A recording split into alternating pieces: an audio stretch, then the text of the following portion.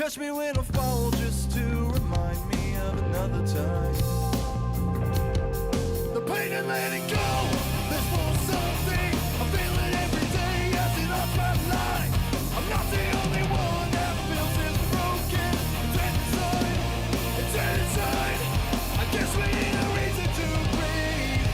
Let's hit our bones when you're standing next to me. Oh no, I walk this road 1,000 times, embrace the ones that help me rise. There's no telling how far we'll go. I keep them close like an enemy, and watch these walls gaping on me. Just so you know, just so you know, just so you know, just so you know, just so you know.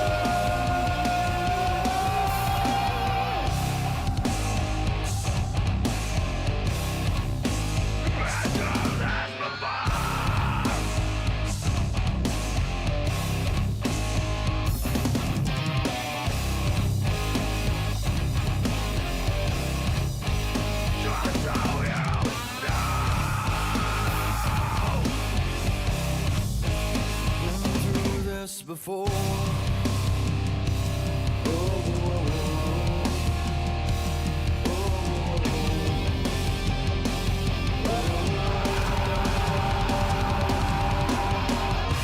I walked this road 1,000 times, embrace the ones that help me rise. There's no telling how far we'll go. I keep them close like an enemy, and watch these walls gaping on me. Just so you know, just so you know, just so you know, just so you know, just so you know.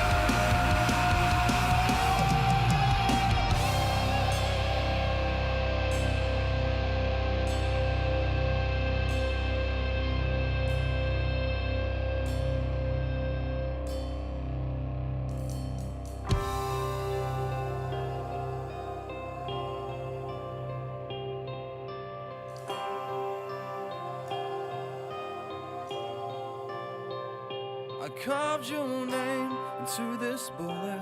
You'll be the last thing running through my head. Not the only one that feels this broken. I'm better dead. Oh.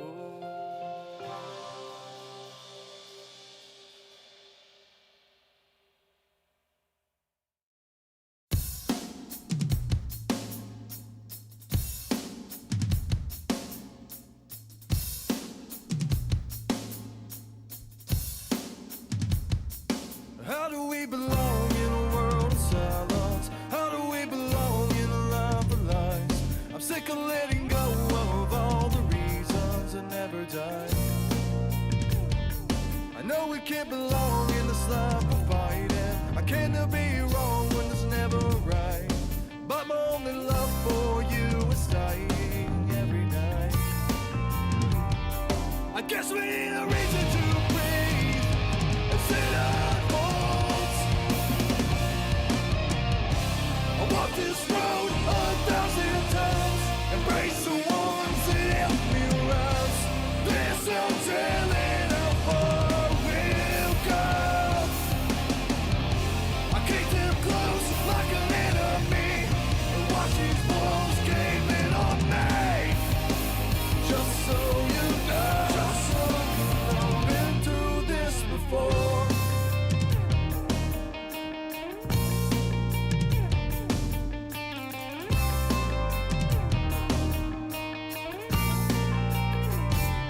Are we in the wrong to believe in something? I'm the only one that can live my life. Catch me when I fall just to remind me of another time. The pain and letting go, there's more something I feel it every day as it off my line. I'm not the only one that feels this broken. It's dead inside. I guess we need a reason to breathe. Let's hit our bones when you're standing next to me. Oh no.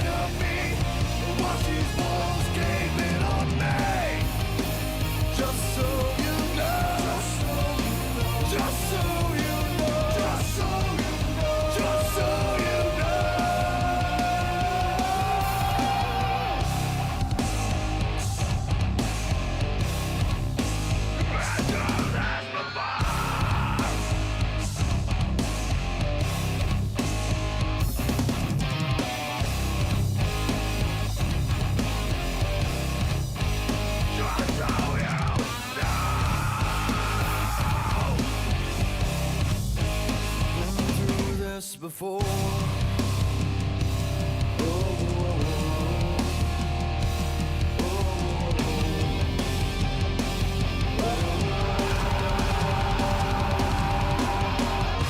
I walked this road 1,000 times. Embrace the ones that help me rise. There's no telling how far we'll go. I keep them close like an enemy. Watch these walls gaping on me. Just so you know. Just so you know. Just so you know. Just so you know. Just so you know.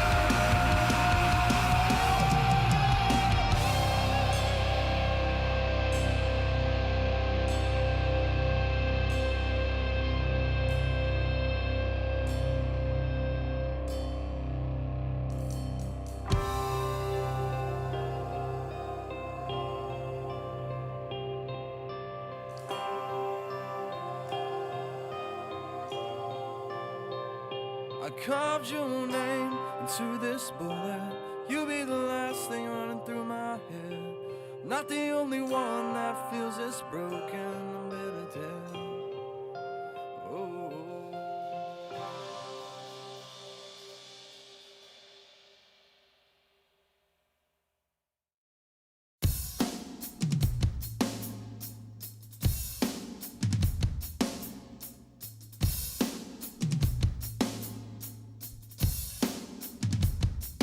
How do we belong in a world of silence? How do we belong in a life of lies? I'm sick of letting go of all the reasons that never died. I know we can't belong in this life of fighting. I can't be wrong when it's never right. But my only love for you is dying every night. I guess we need a reason to breathe and sit unfolds. I walked this road 1,000 times. Embrace the ones that help me rise. There's no telling how far we'll go. I keep them close like an enemy. And watch these walls gaping on me.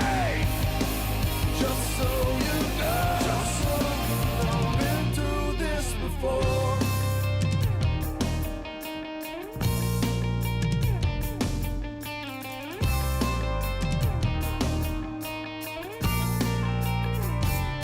Are we in the wrong to believe in something? I'm the only one that can live my life.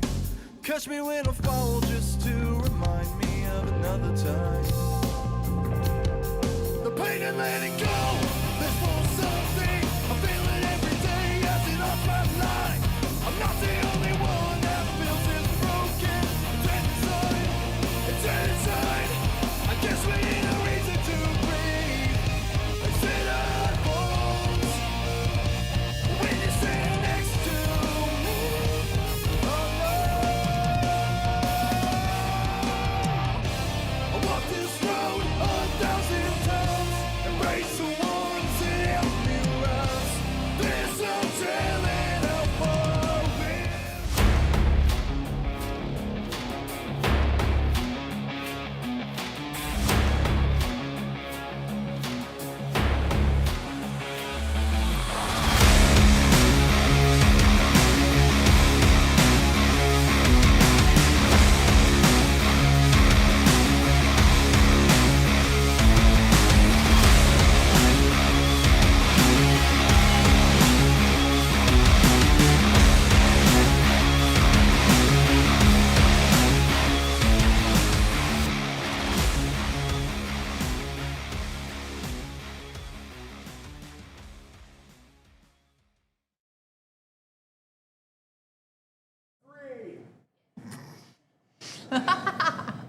Hey, Sydney. Hey. I thought our producer was yelling at us. Welcome to Talking Circles with Chris Carter, presented by J&T Services. We are live on location here at Tea Time, 3040 Healy Drive in Winston-Salem. Sydney, how are you? I'm great. I hope you are. Brandon Ward's over there just a smiling. Look at him. He's on his 12th drink. No, he's not. Quit telling lies. I hope Kylie ain't watching. Look, I want to show y'all our new sponsor. Hold on.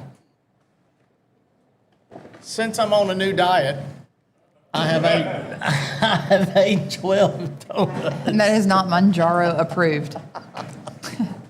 So Jimmy Brown walks in with a dozen hot, H-O-T, hot, like Hades, hot donuts. So look, we've got. Look at Messer. We've got, look, Merrick Messer's walking in. We've got Billy Gregg coming. We've got Tommy Neal, Riley Neal. We've got Zachary Koger with us. We've got Brandon Ward, Tony White, my buddy Peter that I work with up in the tower that I drive crazy. But Messer drives him crazier than I do, I'm sure. So, Sydney, Oh, are you? Sydney, you can't do this all night when somebody walks in the door. And go, I'm just excited. We don't get to see people usually. No, we I don't. just have to look at you and Ryan. Yes. So, congratulations to our champions at Bowman Yes, Gray. for sure. And congratulations to you, and congratulations to Stephen. Thank you. So, I'm not going to be a jackleg at all, but just remember this. The record books, when you go back 10 years from now, it doesn't say that rain out.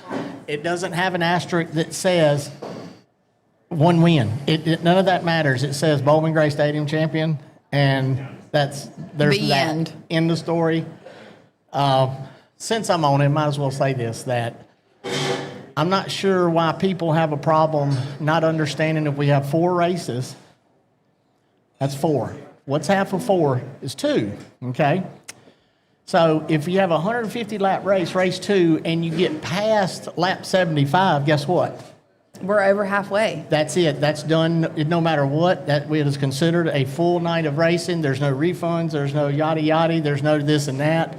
There's nothing else that could have been done. This is not the first. This is the first time that they've raced and it was stopped on championship night. But back in '93, I wasn't think born yet. maybe it was in 93 or 96, that Bowman Gray, they was all there. They practiced. It rained. Champions come to the front. We're done. In an hour after that, the sun comes out. Everybody's, y'all could only imagine. So, hey, it is what it is. We appreciate y'all coming in tonight. Tip your bartender, please, like extra tonight. Just y'all take care of Tiffer's back there behind the bar. All seriously, y'all make sure y'all tip her well. I promise she'll take good care of you. She's been doing this for a long time. There's also food. We have food back there. If you're hungry, please eat it. That's thanks to Kit from Bowman Gray Stadium. I tried to tie everything in as best I could. So Kit that does Bowman Gray Stadium, all the concessions at the stadium, there's food. Messer, I know you're hungry. Help yourself. Fix your brother a plate. He's done 5 pieces of. Speaking of chicken wings, chicken. Stephen has ate a lot. All right, so we want to do this. We're going to. Sydney, if you Yes. will, I want you to thank all of our sponsors who we appreciate very much, including right here at Tea Time in Winston-Salem. Yes, we'd like to thank H&H Auto Repair, Pulliam's Hot Dogs and Barbecue, Precision Built Spindles, Sykes Metal Roofing, Realtor Renee Hackett, Koger Plumbing, Gale Force Suspension Management, Swift Springs, 5 Points Tire and Auto, S&P Lemonade, Colfax Towing, Harkey Litigation, Sophia K. with Dash Carolina, Velocita, Ray's Body Shop at Record Service, The Dentist at Kernersville, Tiffany Gimnez with the Ginther Group, Tea Time Sports Bar, Burke Street Pub, Captain's Retreat at Bear Creek, David E. Day Inc., Blue Ridge Truck Line, Suntan Magic Mount Airy, Affordable Septic, Enticing Icings, Dutton Safer Systems, JTV Sports Cards and Memorabilia, Nick's Old Fashioned Hamburgers, KevinSaysYes.com, Choice Tire and Automotive, Woodman Life Insurance, Jordan Anderson, J&T Services, Ever Ready Mix Concrete, MJ Printing and Graphics, Squeaky Clean Home Pros, Squeaky Clean Express and Ceramic Coatings, and Nate's Ultimate Bar Snack. And Nate is actually here. If you have never tried Nate's Ultimate Bar Snack, he is providing samples of spicy and regular. Yes, what she said. This show was supposed to have started out with me, her, Matthew Dillner. Matthew Dillner's arrival time is at 7:45. He was stuck in traffic for quite some time. So with that being said, I made notes tonight, Sydney. Wow. That's a first. I know, the most unprofessional show. Okay, so we do want to talk about, this is a 2026 Bowman Gray review show, and the worst kept secret, I guess, in the history of secrets, I don't know, was released that the NASCAR Truck Series, August 20th, right? The 20th. Is it 20th or 27th? 20th. Okay. Master said, yeah. All right, so August the 20th of 2027 next year, the NASCAR Craftsman Truck Series is coming to Bowman Gray, and that's going to be very, very entertaining. That's a big deal. The trucks always put on a good show. I'm going to go ahead and let y'all know who's going to win this race before it even gets here. Who? You? The 77, Tristan McKee.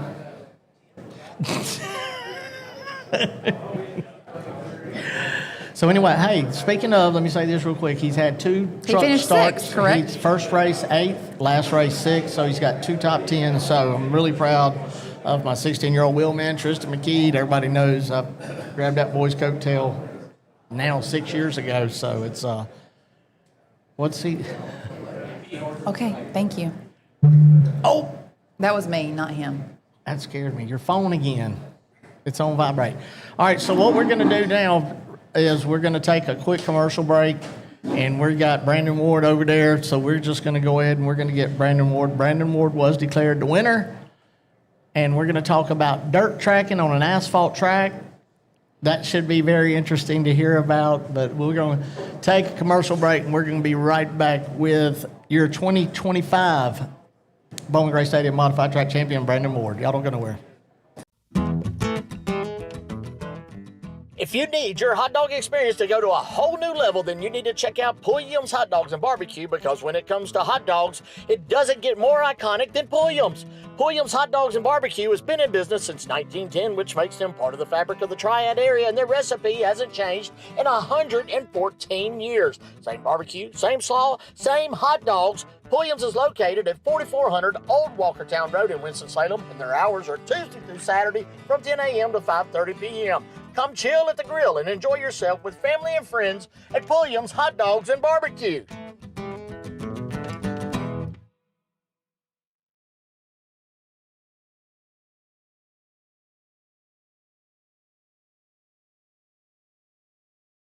At H&H Auto Repair, no job is too big or too small. Family owned and operated for over 20 years, they can do it all.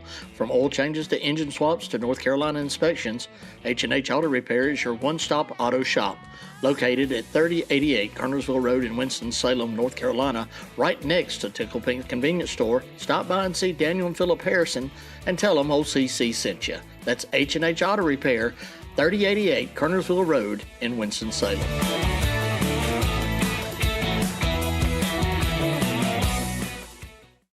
Jimmy Brown of J&T Services buys junk, unwanted vehicles of all types. He removes scrap metal, specializes in trash removal and eviction cleanups. Whether it's a bed or a table or even old washer and dryer, Jimmy Brown, you don't play around. Serving the Triad area since 2007, J&T Services is firefighter owned, and you can reach them at 336-341-1171, or you can go to J&T Services on Facebook.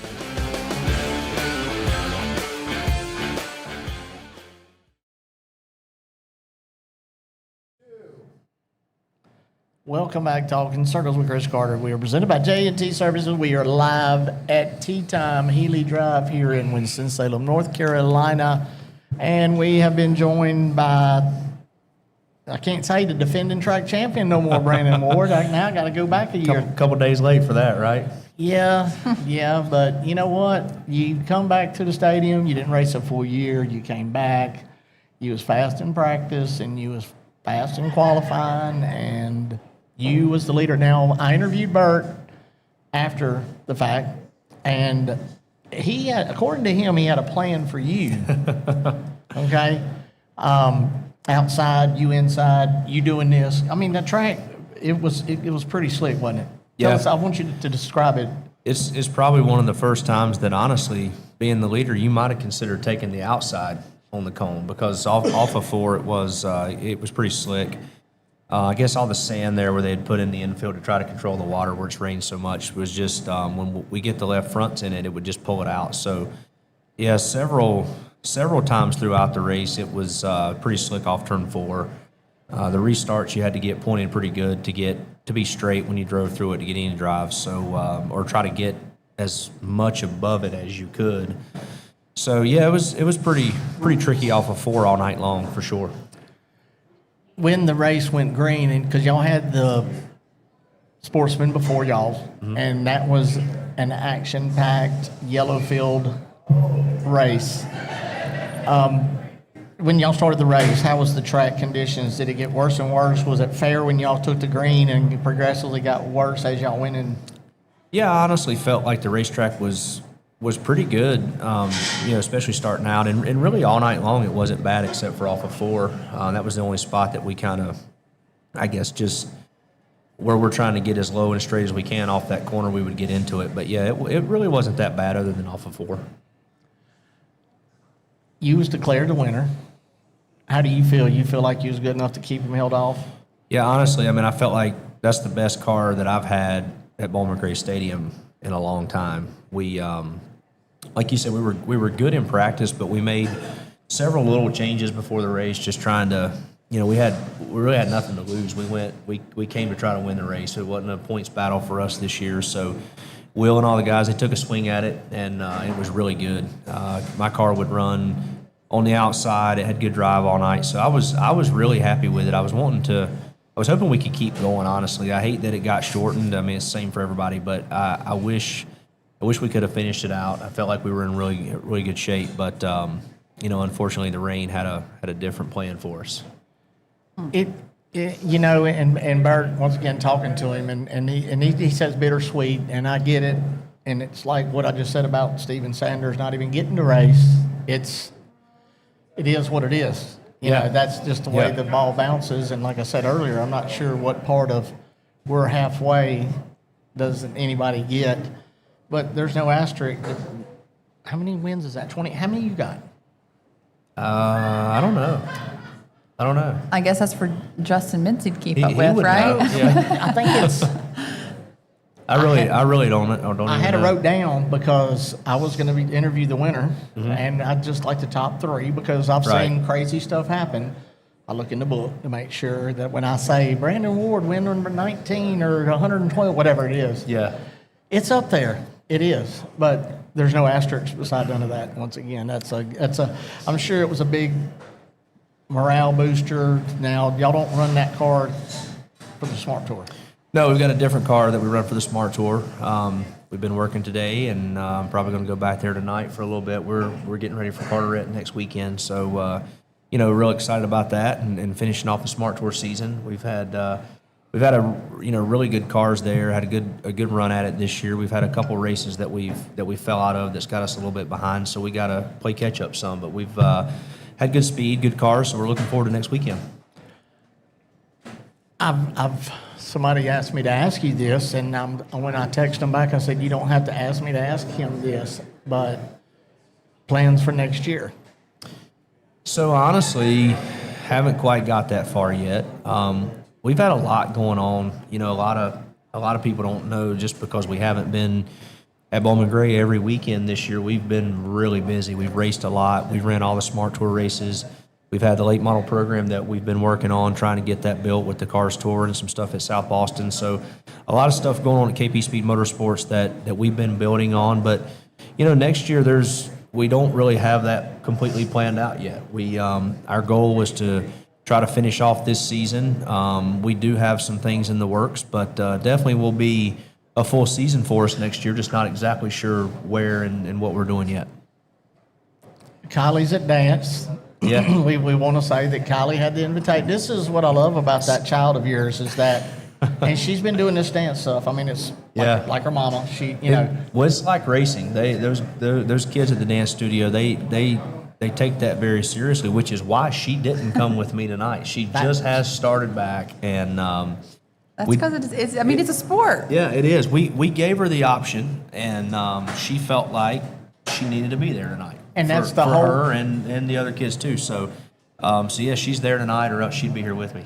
And I love that's, that. Well, and that's what I wanted to say is that I admire that child because we've got a little deal going that's supposed to be on, and we've been doing this for 6 months. And she but- does ask about it regularly, so she's ready. She's ready to do it. I love that for her though, because with dance, you have recitals and stuff, and you're on stage. So Yeah. coming Yeah. on this, will kind of help that with her on Oh, stage she's a- fright. Oh, absolutely, You've yeah. seen for her sure. with a mic, man. She's no joke. Well, she has been on before Yeah, she at so she Madhouse was Harley Davidson. she was wasn't at it? this Yes. show last year. Yeah, Yes, yeah. that's So right. she got to be a part of that, and that's that and her doing the interviews with Derek and the stuff they've been doing. So that's got her excited about I it. thought I just got shot live on my show, and it was Chicken Wing Steven Sanders that done it. Oh, I was calling for security. He ain't even here yet. That didn't scare you? No, we're good. She's used to it. Yeah. Hey, let's read a comment real quick because it's Pee Wee. I'm not sure what's going on there. Okay, so let's just read it. It says, "We will see if Sydney Sanders will drive 04 car. Will be fast. How that Chris Carter talking circles with Chris Carter." So Sydney driving your car fast. Yeah, Wow, absolutely, Go yeah. Pee Wee. I mean, we love Pee Wee. Look at That's right. Steven's face. He's like, no, I can't fix that. Now, what was different scenario going into the last race of this year versus last year? Yeah. I'm sure it was a lot, calm, cool, and collective this year versus last year. Yeah, a lot calmer this year for sure. Yes. It's a whole different dynamic when you're not points racing. Yes. And we got to go into that season finale this year, kind of like we have at times in the past, where we're there to win, we're there to have fun, and we can focus on just that. The last couple of seasons, really the last 4 years, you get to that point in the season, and there's a lot on the line. It's not Yes. just about that race; it's about Yes. the whole entire season. And being a part of that now, you understand it a lot more, So Yes. So now, honestly, going into that race Saturday night was, it was fun. It was Yeah. relaxing. You were just there to me. win. We're there to win, and it was actually nice to be back Saturday night and to be able to be a part of the season finale race. That place was packed, wasn't it? It was. It was. It was. It definitely had a huge crowd Saturday night. Looked like it picked back up, and everybody wanting to be out for the last one. Bowman Gray. It's a long, grueling season when you're a part of it, but it's over quick. Yes. So it was cool to see the fans come out for that. This that is season finale. probably the first time in 2 years. Last year I was over it. I was ready for it to end. Year before last, I was over it. I was ready. I was like, I could care less. And, that was it. Done. Yeah, Ready to go to some, different. something else. This year, I'm saying, dadgummit, crap. Yeah, I went, why is this over already so soon? And that just has to do with the crowd, the energy. It's Saturday, I said this Friday, it was a togetherness that I felt. And I said it in my post is that, there was everybody rooting for one child that was there with one purpose. And regardless of how he'd done, everybody loved on that kid. And it was amazing to see in person, and the energy Friday night, Saturday night. Well, I got carried away as always, but still, it was just because I went down to go interview Billy Gregg, or not with the winner, Zach Orr, but I went down about 13 laps before and started announcing with the crowd, like I do at Carteret and everywhere else but Bowman Gray. Man, them people were wild and loud and and there's our buddy Kyler Kepley is here with us, man. Thank you for coming, buddy. We love you, man. And there is you'll see at the top of the screen, this program, this show is dedicated to the memory of Casey Kepley Jr. He's got a graph up there at the top, and it'll be on throughout the show. And Kyler joined us tonight, and that's pretty cool. And speaking of which, Brandon, Casey Kepley Jr. was your spotter at the stadium, Yep. correct? So this Yep. was your first race back at the stadium without Casey, is that correct? Yeah, it was. It was a long day for all of us. I got the call from Kyler, early Saturday morning about the news about Casey, and it was. It was a tough day. It was really cool to get a win. For sure. Especially in those circumstances and on that day. It's like I told somebody one year earlier that very night, we were all celebrating a championship together with Casey.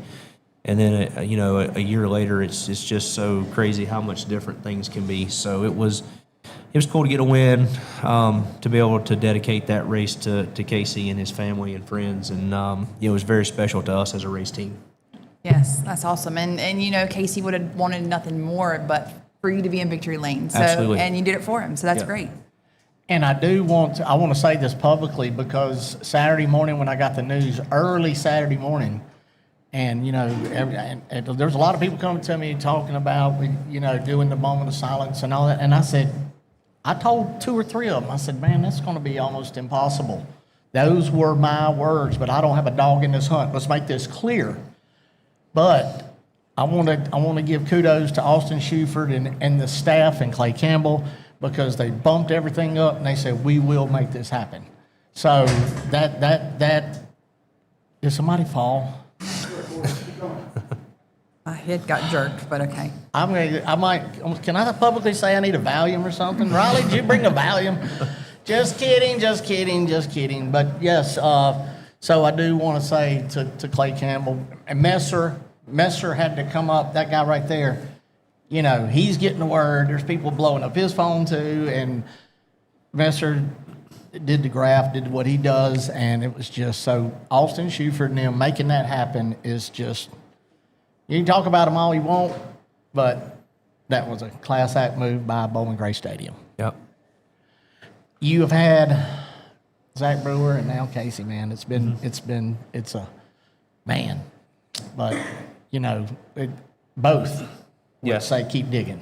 Oh, yeah. Both of them would say keep digging, and that's exactly what you've done. So congratulations on the win.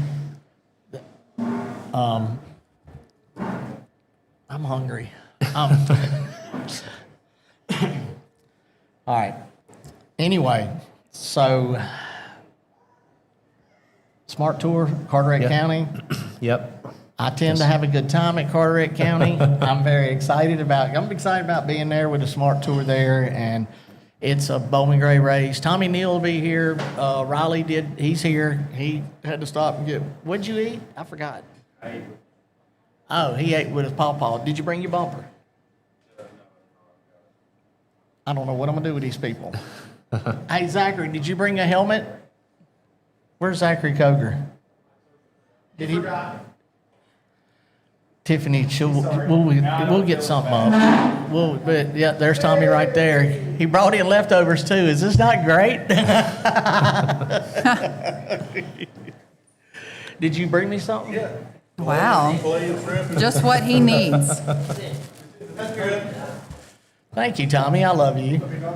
You get a lunch break now. Yes, actually, that's what I'm going to do. I'm going to let Grayson Shelton is going to come up next, and we're going to let Sydney and Riley talk with him.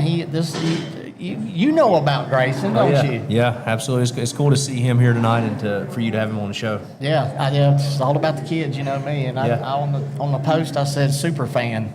He really is. Yes. He's at every race, And yeah. he's very knowledgeable of what's going on. Brandon, who all would you like to thank, buddy, before we tell you bye? And you go work on your race car. Well, first off, I just want to say congratulations to all the champions this year. I know how much effort goes into that, so congratulations to all of them. And I just want to thank Kevin Powell for what he does for me, for our program, and for giving us the tools and the equipment to go race. And Will Spa and all my KP Speed Motorsports guys, like I said earlier, they had me one of the best cars I've ever had at Bowman Gray Stadium, and looking forward to getting back on the Smart Tour with the same group of guys, because I'm very confident about that. But thanks to Polaris Off-Road for coming on board this year, our first year having them on, getting a couple wins. Kevin Powell Speed Motorsports, Kevin Powell Motorsports, Kevin Powell's Foothill Ford. Of course, iHeartRadio for their continued support, all that they do for us. Bilstein Shocks, PJ Bryant, everybody at BST, Molecule, Simpson, Stilo, Robin Sandblasting, Squeaky Clean Express. Man, it's And just, ceramic coatings. in ceramic coating. You're correct. Yeah, and house cleaning, and everything That's else right, they're doing that's now. right. Yeah. So, Racing Electronics, the Drive Shaft Shop. We've got just so many people. Q104 that are a big part of this, and that we couldn't do it without them. So, PME Engines. Like I said, Bill Steen Shocks, everybody that puts a lot of effort into it. We appreciate it. We look forward to getting back on the Smart Tour with them. I'm looking forward to seeing you at Carteret County. You are going to be very, you'll be one of those people that I talk about. Hopefully. Up to We win hope. and things. But looking forward to seeing you there. Congratulations on the win, and I do want to thank you for your support for this show, because anytime I've asked you, you've always come on, and from the bottom of my heart, I appreciate you. Well, I appreciate you letting me be on. See you, buddy.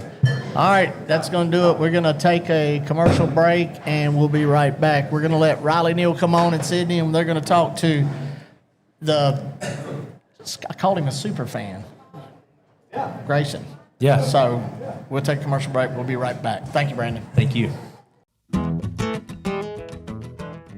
If you need your hot dog experience to go to a whole new level, then you need to check out Pulliam's Hot Dogs and Barbecue, because when it comes to hot dogs, it doesn't get more iconic than Pulliam's. Pulliam's Hot Dogs and Barbecue has been in business since 1910, which makes them part of the fabric of the Triad area, and their recipe hasn't changed in 114 years. Same barbecue, same slaw, same hot dogs. Pulliam's is located at 4400 Old Walkertown Road in Winston-Salem, and their hours are Tuesday through Saturday from 10 a.m. to 5:30 p.m. Come chill at the grill and enjoy yourself with family and friends at Pulliam's Hot Dogs and Barbecue. At H&H Auto Repair, no job is too big or too small. Family owned and operated for over 20 years, they can do it all. From oil changes to engine swaps to North Carolina inspections, H&H Auto Repair is your one-stop auto shop. Located at 3088 Kernersville Road in Winston-Salem, North Carolina, right next to Tickle Pink Convenience Store, stop by and see Daniel and Philip Harrison and tell them OCC sent you. That's H&H Auto Repair, 3088 Kernersville Road in Winston-Salem.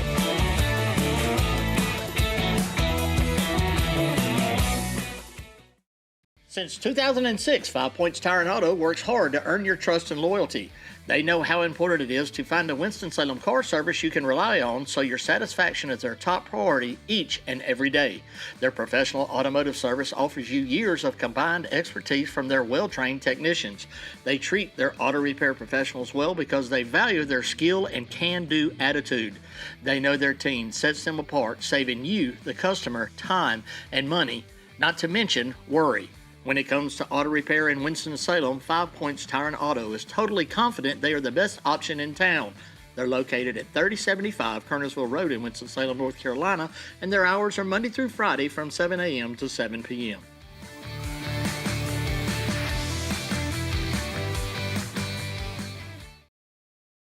Ever Ready Mix Concrete has been in business for 40 years, and they can handle any and all of your concrete needs, whether big or small. They can do it all. Located at 2000 Old Highway 421 East in Yadkinville, North Carolina, Ever Ready Mix Concrete, they're family owned and operated, and for a free quote, give David Adams a call at 336-961-6688.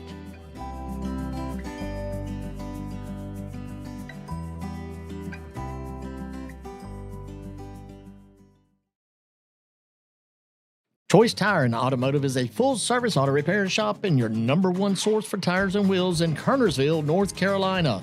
They offer a variety of automotive services to keep your vehicle rolling on the road and off. Choice Tire and Automotive offers check engine light repair and diagnostics, oil changes, brake repairs, alignments, balancing, rotations, and general automotive repairs. They bring the best quality service possible in everything they do, and their team is committed to providing the best workmanship and customer experience possible. Choice Tire and Automotive's hours are Monday through Friday from 7:30 a.m. till 5 p.m. Give Choice Tire and Automotive a call at 336-992-9002 and let them take care of your tire and automotive service needs.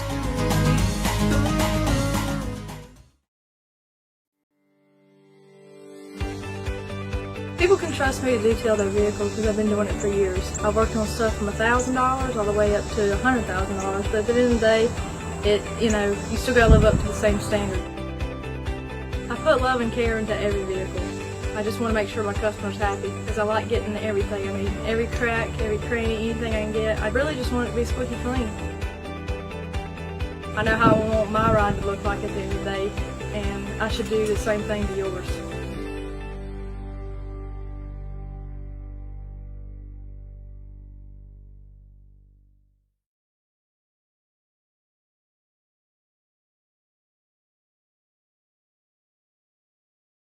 Jimmy Brown of J&T Services buys junk, unwanted vehicles of all types. He removes scrap metal, specializes in trash removal and eviction cleanups. Whether it's a bed or a table or an even old washer and dryer, Jimmy Brown, you don't play around. Serving the Triad area since 2007, J&T Services is firefighter owned, and you can reach them at 336-341-1171, or you can go to J&T Services on Facebook.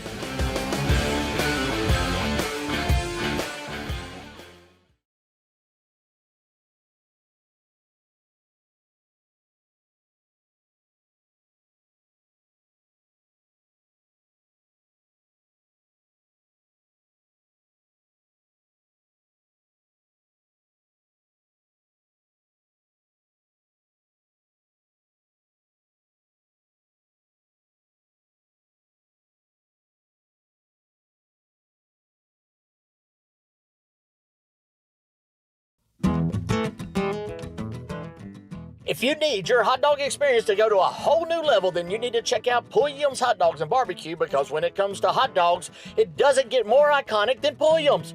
Pulliam's Hot Dogs and Barbecue has been in business since 1910, which makes them part of the fabric of the Triad area, and their recipe hasn't changed in 114 years. Same barbecue, same slaw, same hot dogs. Pulliam's is located at 4400 Old Walkertown Road in Winston-Salem, and their hours are Tuesday through Saturday from 10 a.m. to 5:30 p.m. Come chill at the grill and enjoy yourself with family and friends at Pulliam's Hot Dogs and Barbecue.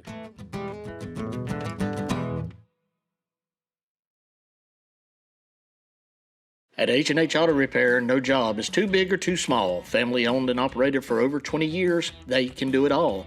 From oil changes to engine swaps to North Carolina inspections, H&H Auto Repair is your one-stop auto shop. Located at 3088 Kernersville Road in Winston-Salem, North Carolina, right next to Tickle Pink Convenience Store, stop by and see Daniel and Philip Harrison and tell them OCC sent you. That's H&H Auto Repair, 3088 Kernersville Road in Winston-Salem.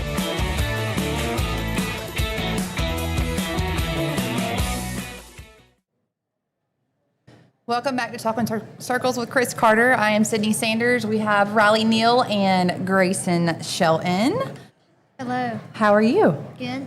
Riley, how are you? I'm wonderful. Oh, that sounded very convincing. Grayson said this is not his first rodeo, correct? Yeah. Now, when you came in, did you have a little sibling? Yeah. A boy or a girl? Girl. What do you think about that? Good. Do you like her? Yeah. Well, that's good because she's not going anywhere. So she's stuck with you, right? Mm-hmm. You gonna make her like Grayson? Mm-hmm. Yeah, you're telling her all about the cars, right? Yep. Right. Good. Riley, what do you want to tell us about the helmet and your bumper? So I'm gonna be honest, I don't know anything about the helmet. Donations Oh, is for Casey. so are we putting donations in the Yes, helmet? Okay. yes. I just got here. So we're putting donations in this helmet over here for Casey Kepley Jr. To help for expenses and everything that Kyler can need. You can also still go to my racing page on Facebook and bid on. We have one front bumper left. We had one. A lady couldn't complete the payment, so we put it back up for auction. We're going to try and get it back up to what it was sold originally for. You can find that at Riley Neal Racing on Facebook. Scroll down to the first post you see about a bumper.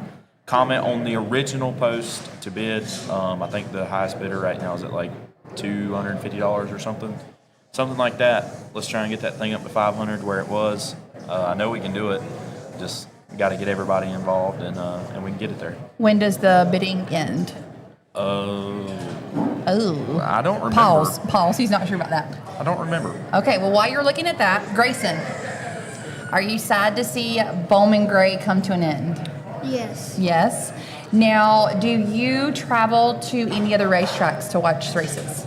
I mean, like a couple. But couple? Not a lot. But you're not like true hard going every week like you do the stadium, correct? No. Okay. What was some of your favorite moments at the stadium this year? I mean, just to see my friends at the racetrack, my favorite drivers, and winning, and all of that.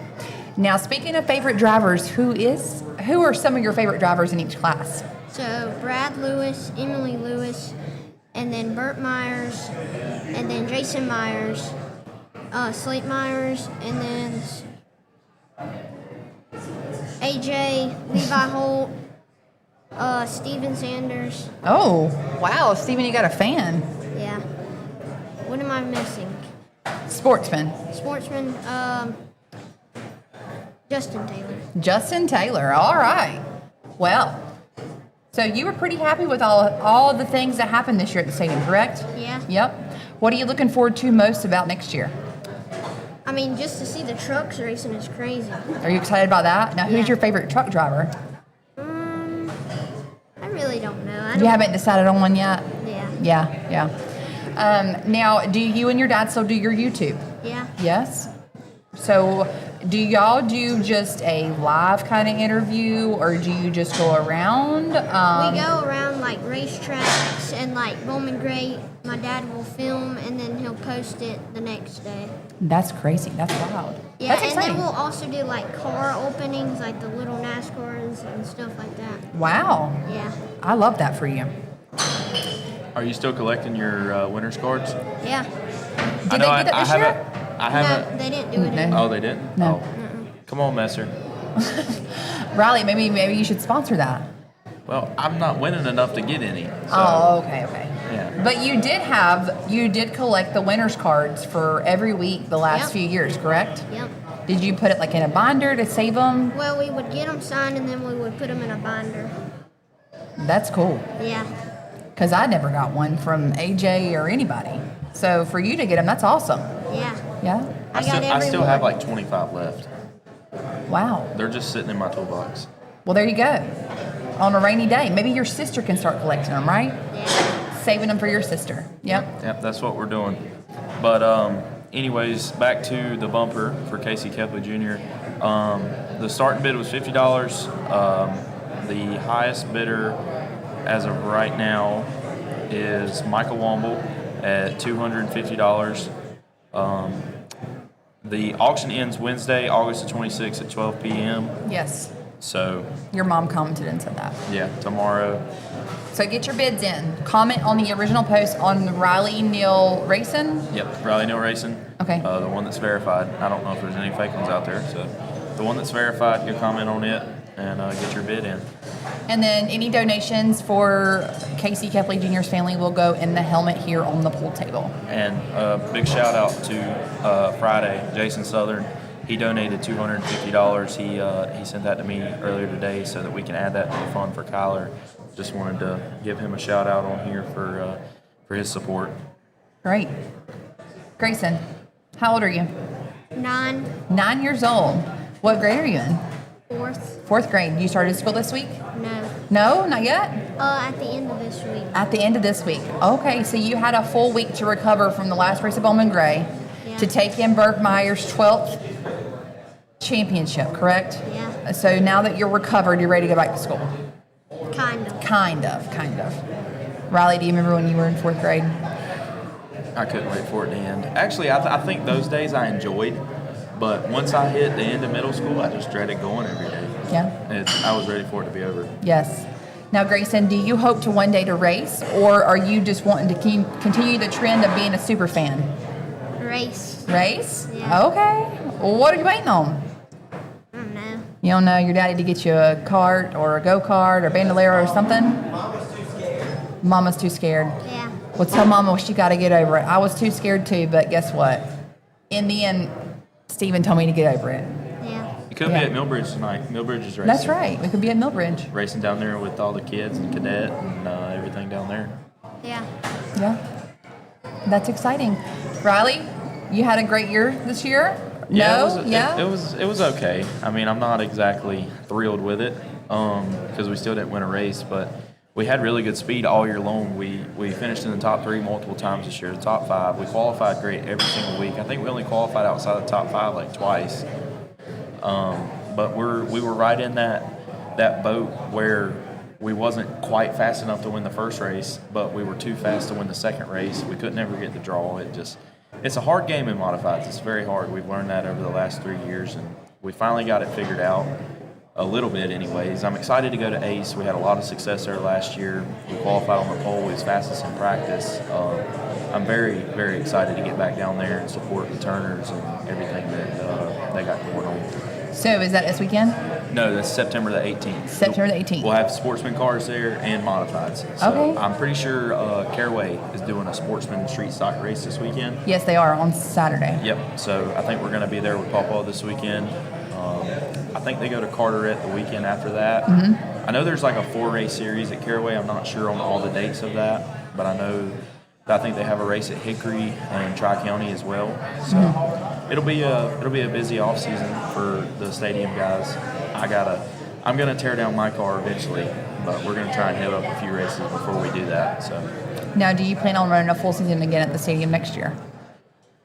I'm gonna be honest, I don't want to really talk on it because I don't know. I'm not sure. Still up in the air. It's really big up in the air. I don't know. There's a lot more options out there.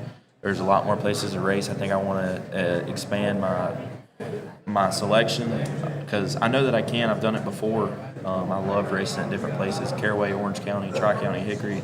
All these places around here. There's great places to race, other than the stadium. And I'm not bashing the stadium when I say that, but there's more fun to be had out there. And granted, it's the sponsorships of the stadium. I was about to is say, great. the money is at the stadium It's- as far as it's there. sponsorships. The fans are there. The sponsorships there. The easiness of it, considering it's 9 minutes from my house. I get it. It's so easy to race there, but then again, it's so hard to race there at the same time. Yes, Tri-County is definitely a fun race to race. But like you said, the sponsorships, they want to see you at the stadium because of the volume of the fans. You've got people coming from everywhere. That's right, You've that's got right. from Stokes County, Rockingham County, Forsyth County, Davidson County, like everywhere comes to Bowman Gray. Mm-hmm. But you're not going to get that same versatility somewhere like Hickory. Granted, Hickory doesn't usually have a good crowd, but Hickory's more in the racing scene, closer to Charlotte, closer to Mooresville. Correct. It's in the racing scene, and Bowman Gray is one of the only places outside of that that has such a crowd.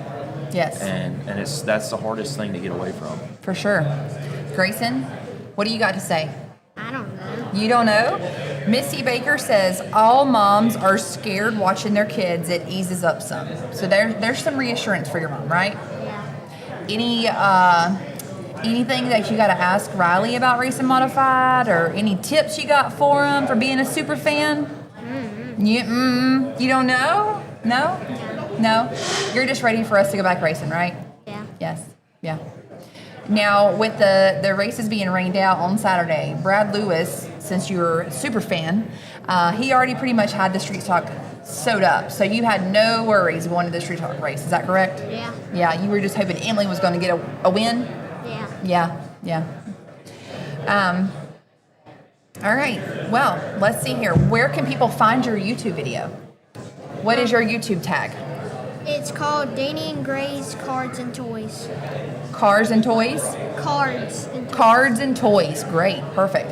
And that's just on YouTube or on all social media? Just on YouTube. Just on YouTube. Okay, so you heard him. So Danny and Gray's Cards and Toys on YouTube to watch Grayson's little interviews at the track, correct? Yep. Perfect. All right, we're going to go to a quick commercial break. Thank you, Grayson, for coming on. Yep. Riley is here with us still. Next, we'll have Steven Sanders, the Stadium Stock Champion. So, Next segment, according to Chris, is going to be Riley, Tommy Neal, and Matthew Dillon. okay, so we don't have a paper for no reason, an itinerary. Sorry, Sydney. Great. Well, we'll be back soon.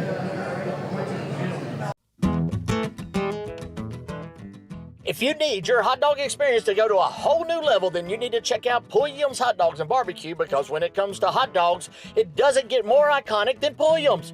Pulliam's Hot Dogs and Barbecue has been in business since 1910, which makes them part of the fabric of the Triad area, and their recipe hasn't changed in 114 years. Same barbecue, same slaw, same hot dogs. Pulliam's is located at 4400 Old Walkertown Road in Winston-Salem, and their hours are Tuesday through Saturday from 10 a.m. to 5:30 p.m.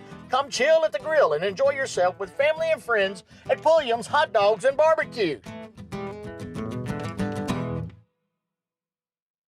At H&H Auto Repair, no job is too big or too small. Family owned and operated for over 20 years, they can do it all. From oil changes to engine swaps to North Carolina inspections, H&H Auto Repair is your one-stop auto shop.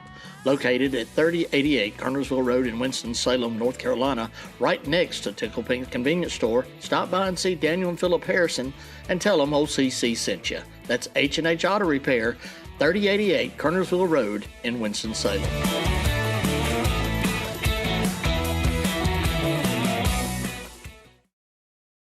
Since 2006, 5 Points Tire and Auto works hard to earn your trust and loyalty.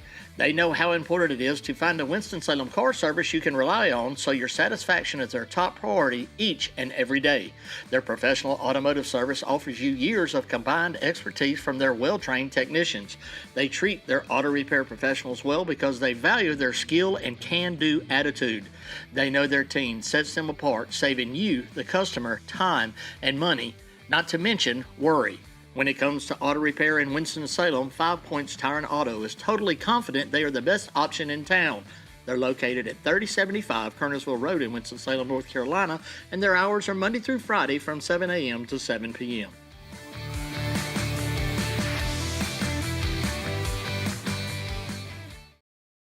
Everready Mix Concrete has been in business for 40 years and they can handle any and all of your concrete needs, whether big or small. They can do it all. Located at 2000 Old Highway 421 East in Yadkinville, North Carolina, Everready Mix Concrete, they're family owned and operated, and for a free quote, give David Adams a call at 336-961-6688.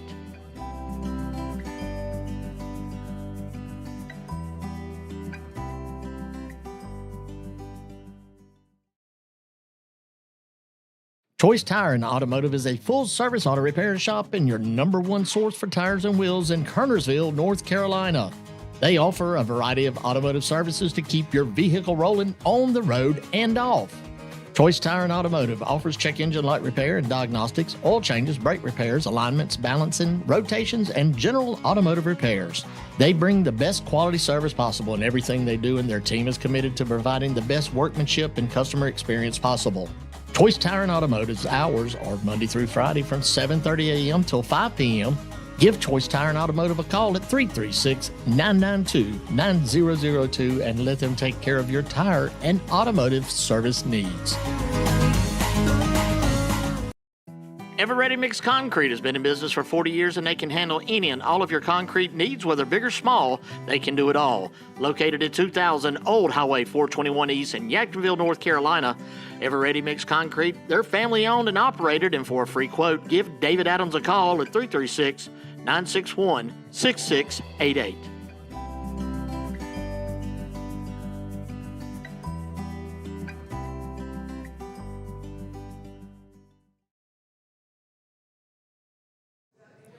Welcome back to. Oh, you're introing the show. Yeah. Oh, let's let Riley Neal intro the show. Well, as I was getting ready to say, welcome back to Talking Circles with Chris Carter, Riley Neal, Matthew Dillner, and Tigger down there. Presented by J&T Tigger. Services. Yeah. Yeah, Tigger. That's Nicely what I call done, her. Riley. Nicely done. Yeah, not Tiger, Tigger. Yeah. Anyways, He's sort of bouncy every once in a while. Yeah. Anyways, you got me on the mic this week, and not just Dillner.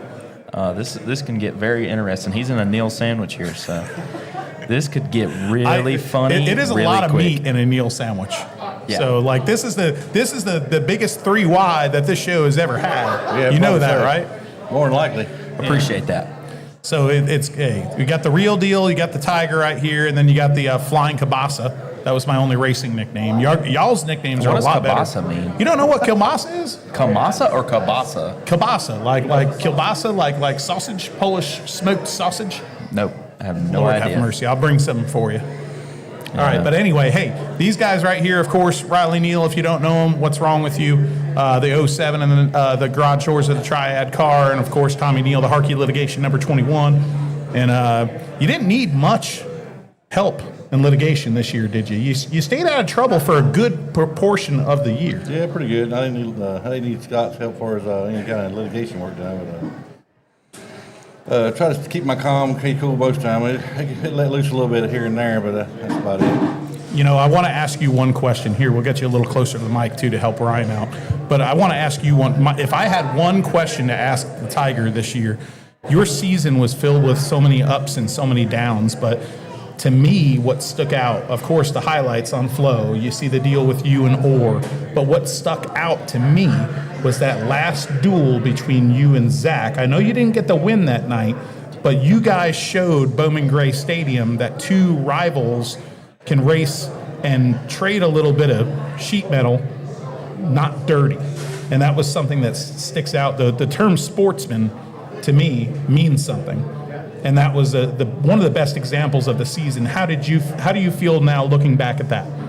Well, I mean, first of all, I know me and Zach had our differences about different things, and he done a lot of stuff I didn't approve of, and then I guess we need to quit tearing cars up, and that ain't gonna ever fix nothing. And I just want to go out here and race to win. I mean, anybody can wreck anybody. You got to be able to drive somebody to get around them, get up under them, and pass them. I mean, like I said, I pass them on the outside every Saturday night. Get up under them, try to pass everybody clean. Just get up under them, get them a little grooves, get them out of the groove, get around them and get by them.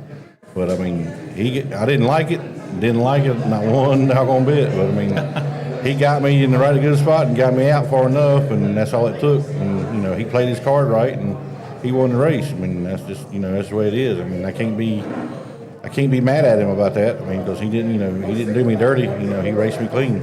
I mean, I always say the same thing, like what Kel Yarborough said. Last lap, anything can go. Like you say, is he going to throw the haymaker?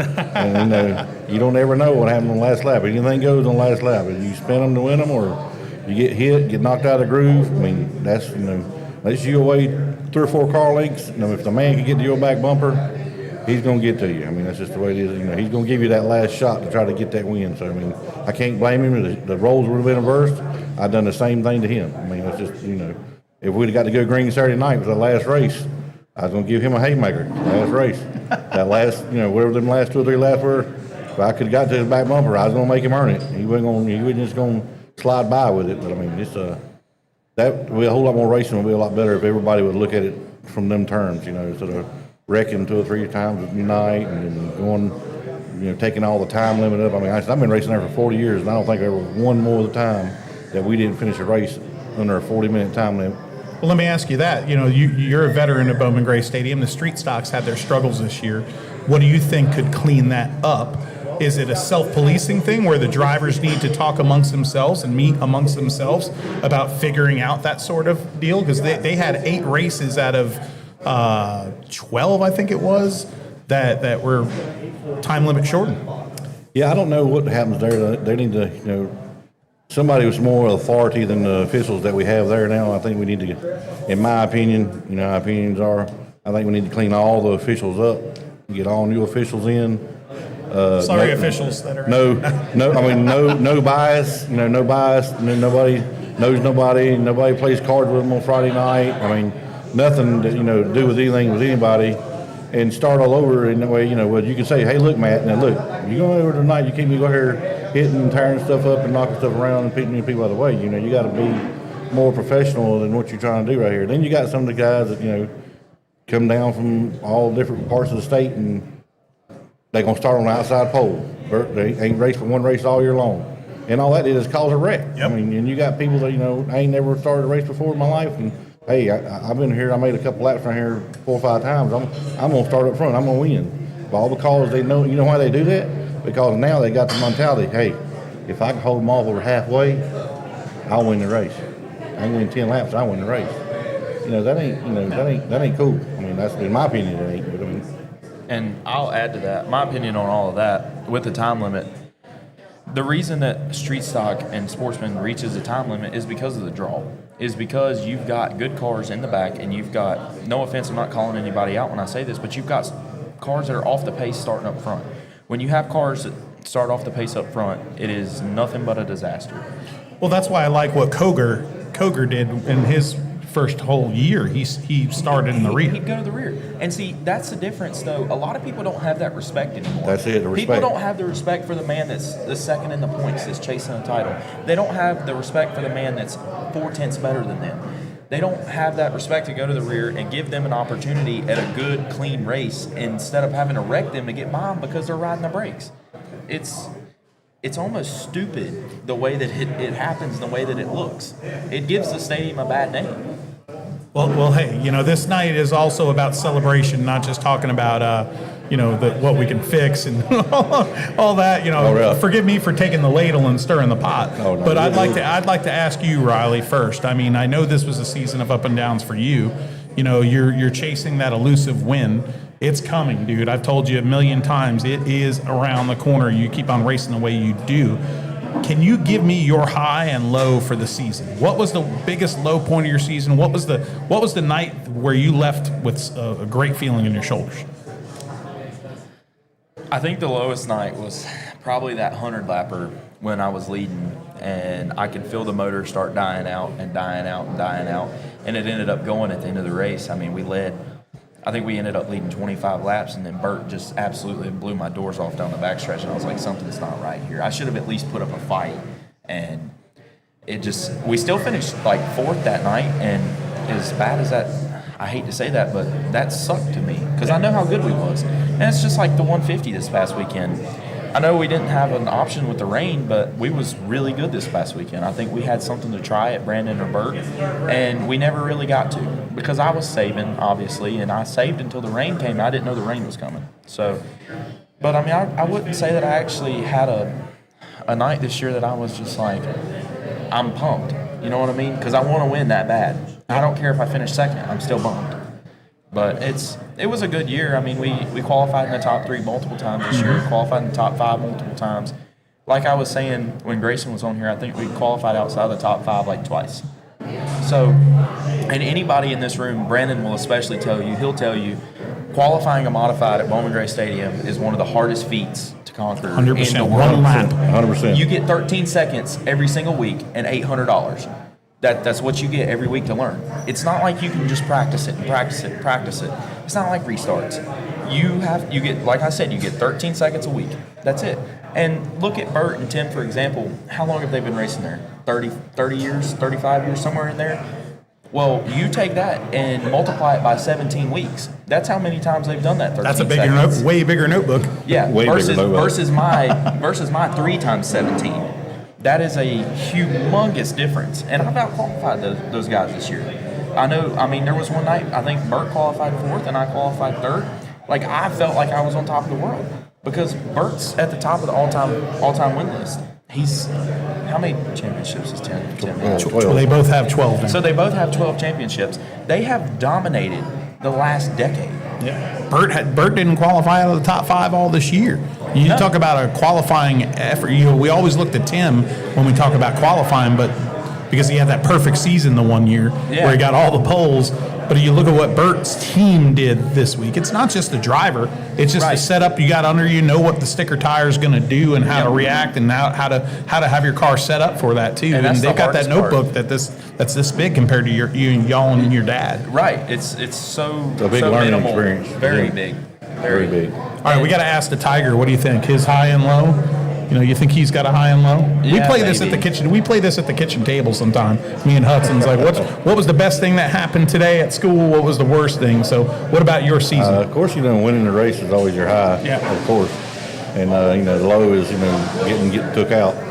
I mean, like it's crazy to say this, but I mean, we didn't win but 2 races, but we led 9 races and got took out 9 times leading. So, if you had them 9 back, you'd be pretty happy. But I mean, it is what it is. We had a fast car, just couldn't ever get the looseness out of it. Found a lot of problems, and it's hard to work a full-time job and do what I do, and then try to go back to the shop and work all night. And me, my wife, my kids, the crew, the guys. I mean, it's hard to do everything like it is. And some people's got guys that's retired, they stay at home all day long and they work on their car and get all. And when the driver gets off work, he can go work on making speed. You know what I'm saying? So I mean, it's hard for us to make speed whenever you get tore up every week and you're trying to replace bumpers and quarter panels and fuel cell bars and stuff like that. But that's the main thing. You just got to be able to work on speed every week to be able to get on top of your game. I got one thing to talk about too besides Bowman Gray Stadium. But it does relate to Bowman Gray Stadium. September 5th, We're going to be down at Carteret County Speedway. Big beach weekend, smart modified tour. You guys will be practicing on Friday, also practicing and racing on Saturday. This Bowman Gray Sportsman Division, the Bowman Gray Street Stock Division, smart modified tour, beach weekend. A bunch of us stay and take our shirts off and get in the ocean on Sunday because it's a holiday weekend. On Monday, we're all off, most of us. Tell the fans that are watching here how cool of a weekend that is, that y'all should bring your families down to watch these Bowman Gray guys and the smart guys. Yeah, man, you go to Carteret County, it's no other racetrack. I mean, I've raced on all the racetracks all over the eastern seaboard. I mean, I've been everywhere. And you name it, I've been there. But I'm going to tell you what, Carteret County with Bob Lowry, that's why I make it such a special event. That's why I wanted to go back to our original plan that we had before. Back with the Smart Tour is there with us there, because that's what brings all the fans. You get the whole Bowman Gray crowd at one time. And we can, we all take campers and we cook out, and it's a whole big family all ride the golf cart. I mean, wait, are you going to go to the beach though? Oh yeah, we go to the beach. So we're going to go to the beach. You and me, and Riley, we hop in, and there'll be no water left for anybody. We go surfing. You know what I'm saying? I don't even need a surfboard. I just go by my belly and just belly board. You haven't surfed since you was 22 years old. Yeah, I ain't gonna get all that. That's too much. Don't even bring that up. No. What do you mean? Don't bring it up. I mean, us old guys can get a body boogie board and get it done. Ripping the curls, man. I've got a 10-foot board. I bet neither of y'all can stand up on it. I ain't standing up on it, but I'll go on my belly. Yeah. Come on, dude. Lay down on it, right? Yeah. We can slide. Surfing, man. We can slide, can't we? Surfing, dude. Yeah, don't matter. Either way you I'll want to hook you go. up behind the boat and Are you going to the beach? I'm going to a different beach for Labor Day. He's going to Myrtle Beach. I'm going to You're Myrtle. going to Myrtle, Dirty Myrtle? If I had a spec motor, I'd go to race. I want to race, but I don't have anything to race. Yeah. So I think our biggest thing is going to be probably Ace the 18th with those guys, and then I think That's a cool show too. Yeah, he was excited when I showed him that little brochure, and he's like, "Papa, you got it?" I said, "Yeah, we got the modifieds going to be there." Saying he was all excited about that because he had a really good show in there that last time he was at Ace down there. So he thinks he's going to have a real good shot at winning that race. yeah. So if we had to predict what your dad's doing right now, by the way, what do you think he's doing? What is he doing? I figure he's drinking beer or swinging a golf club. Well, Why isn't he here? Where is Kevin? He's playing golf. I think he's on the way home. He went and played golf without me. Why do he leave you out? Well, I had to be here. Oh, okay. Does he play golf well, or is he a military golfer? Left, right. Nah, he's pretty good. He can hit it straight. I will say, if anybody in our group can hit it straight, it's him. When we all shank it and we need a safe ball, we count on him. He can knock one down.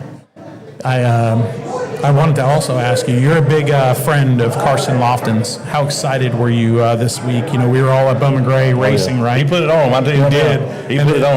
what a finish! What a race! That was a hell of a race right there. But you That was a know, spontaneous move right there, quickly. people also doubted the kid.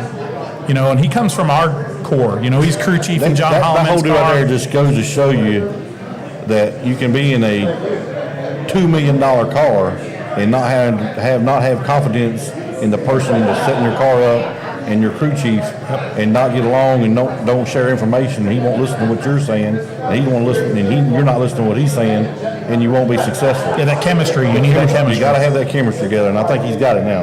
Yeah, that Mike Darn Racing crew. I know you're a big friend of his, so you know, what did that mean to you? Also, to us modified guys, it meant a lot to see him have that success. Well, I mean, I've been by his side through every literal trial with the Cars Tour, and me coming from a late model background before moving to the modified scene, I've been more intrigued and involved watching him run the Cars Tour because I've wanted to help him however I can. I mean, obviously I've not run the Cars Tour, so I can't help him with so much.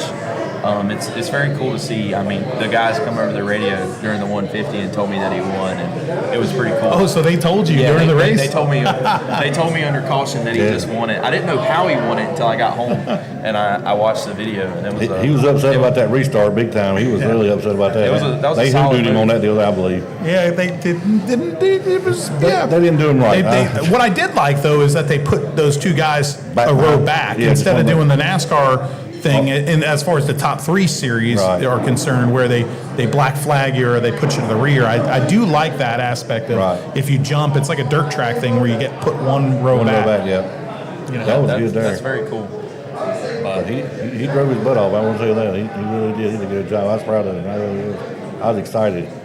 I know you guys both have some great partners, but you know, instead of just sitting here listing off the partners, you know, do you have a personal story? You know, what Micah and them do with Garage Doors at the Triad is much more than a sponsorship.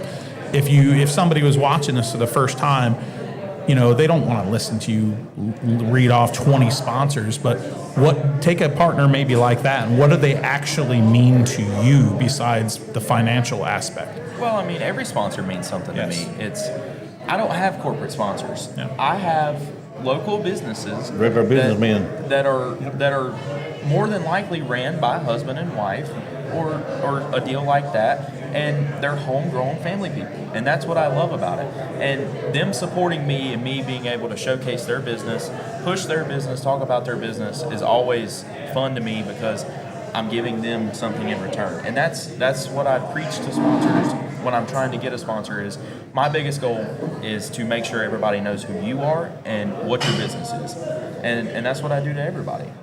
You know, you got a lot of longtime supporters, and even beyond sponsors. You look at what Mac Little has done Yeah. with you, and Oh, you know yeah. we've been praying for Mac. Oh yeah, Big you Mac. know. He's in rehab now and trying to get his strength back and all that. And that's another thing. I mean, you know, it's kind of hurt our racing deal this year. You know, he was a big, huge part of our racing deal because he was there with me on Saturday nights to make the adjustments. You know, to do this, to do that, and you know, we got the other guys. You know, they're doing it, but they don't. You know, they don't have the years experience like Big Mac's got, and then. It's just hard for Little Mac. I love him to death, and he's rough right now. But he's getting better, and hopefully around he'll come around and hope and pray to God he comes out of this and be okay. And like I said, Little Mac just got a lot on his plate, trying to set race cars up and fix the cars and try to take care of his mom and dad. And he's just got a lot on his plate, and I think it does affect our racing deal, a little bit, because it's hard to take all that much time up, but I mean.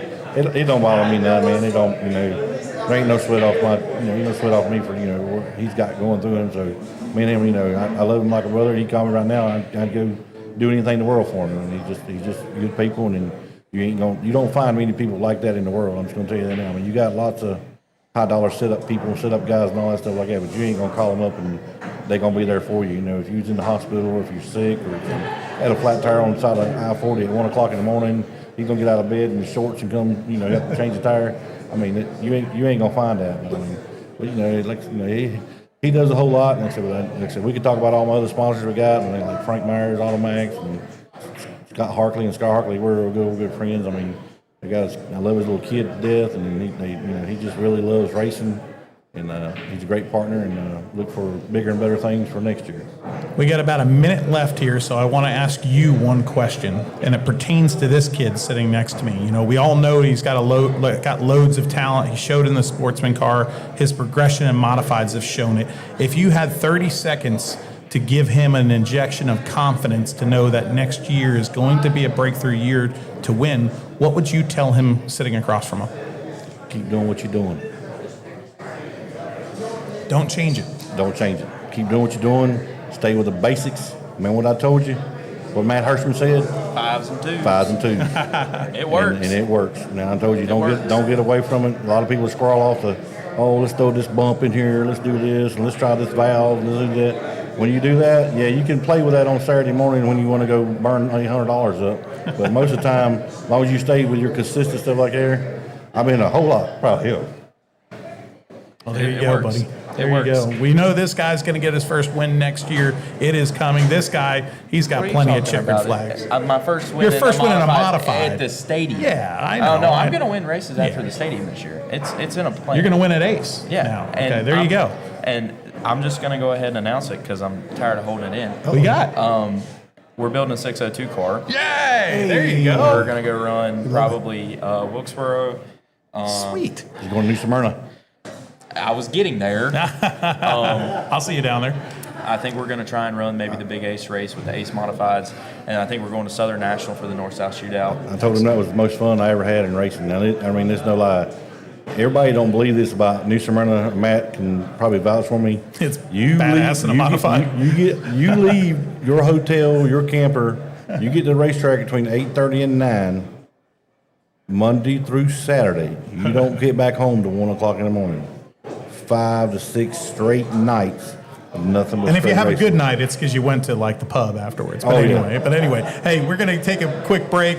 Just want to thank Tommy Neal. Got to thank Kevin Neal for not being here, and thank Riley Neal for being here on Chris Carter, talking circles with Chris Carter. It's talking somewhat circles with Matthew Dillner right now, but we'll be back right after this. Talking sandwiches. Yeah.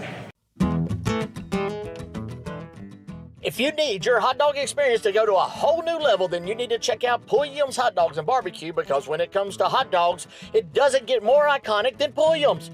Pulliam's Hot Dogs and Barbecue has been in business since 1910, which makes them part of the fabric of the Triad area, and their recipe hasn't changed in 114 years. Same barbecue, same slaw, same hot dogs. Pulliam's is located at 4400 Old Walkertown Road in Winston-Salem, and their hours are Tuesday through Saturday from 10 a.m. to 5:30 p.m. Come chill at the grill and enjoy yourself with family and friends at Pulliam's Hot Dogs and Barbecue.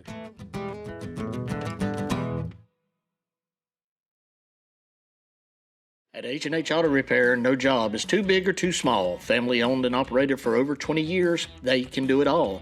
From oil changes to engine swaps to North Carolina inspections, H&H Auto Repair is your one-stop auto shop. Located at 3088 Kernersville Road in Winston-Salem, North Carolina, right next to Tickle Pink Convenience Store, stop by and see Daniel and Philip Harrison and tell them old CC sent you. That's H&H Auto Repair, 3088 Kernersville Road in Winston-Salem.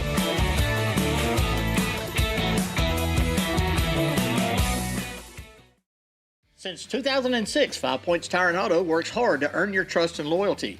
They know how important it is to find a Winston-Salem car service you can rely on, so your satisfaction is their top priority each and every day. Their professional automotive service offers you years of combined expertise from their well-trained technicians. They treat their auto repair professionals well because they value their skill and can-do attitude. They know their team sets them apart, saving you, the customer, time and money, not to mention worry. When it comes to auto repair in Winston-Salem, 5 Points Tire and Auto is totally confident they are the best option in town. They're located at 3075 Kernersville Road in Winston-Salem, North Carolina, and their hours are Monday through Friday from 7 a.m. to 7 p.m.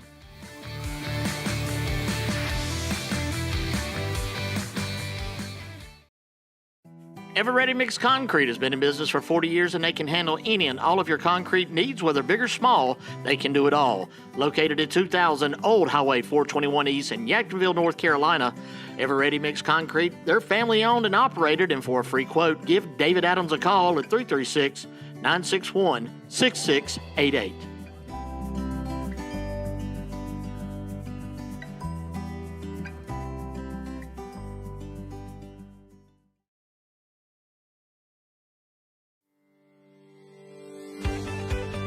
People can trust me to detail their vehicle because I've been doing it for years. I've worked on stuff from $1,000 all the way up to $100,000, but at the end of the day, you still gotta live up to the same standard. I put love and care into every vehicle. I just want to make sure my customer's happy because I like getting everything. I mean, every crack, every cranny, anything I can get. I really just want it to be squeaky clean. I know how I want my ride to look like at the end of the day, and I should do the same thing to yours.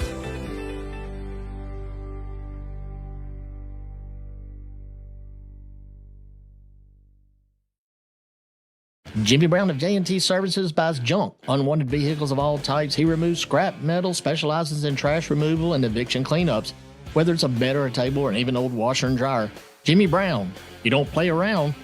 Serving the Triad area since 2007, J&T Services is firefighter owned, and you can reach them at 336-341-1171, or you can go to J&T Services on Facebook.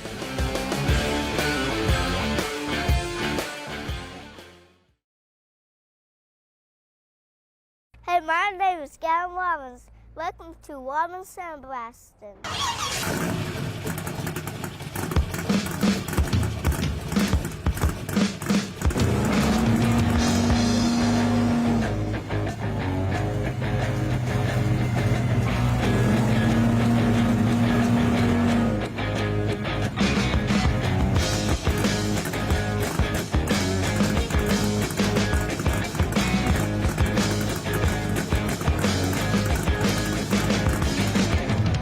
I'm Michael Robbins. I'm a third-generation sandblaster. Alongside of my parents, Eddie and Shirley Robbins, we are Robbins Sandblasting. In December of 1954, my grandpa, Buddy Robbins, started Robbins Sandblasting. Over the past 65 years, there have been many of cars driven in this driveway. Some have come and gone, others have become friends, but many have become family. With the fourth generation standing here, it's our job to teach them how the rust meets the dust. So from our family to yours, thank you for 65 years.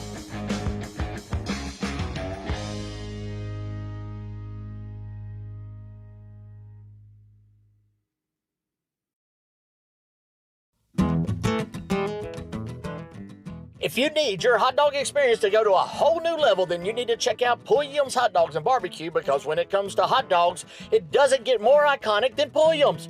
Pulliam's Hot Dogs and Barbecue has been in business since 1910, which makes them part of the fabric of the Triad area, and their recipe hasn't changed in 114 years. Same barbecue, same slaw, same hot dogs. Pulliam's is located at 4400 Old Walkertown Road in Winston-Salem, and their hours are Tuesday through Saturday from 10 a.m. to 5:30 p.m. Come chill at the grill and enjoy yourself with family and friends at Pulliam's Hot Dogs and Barbecue.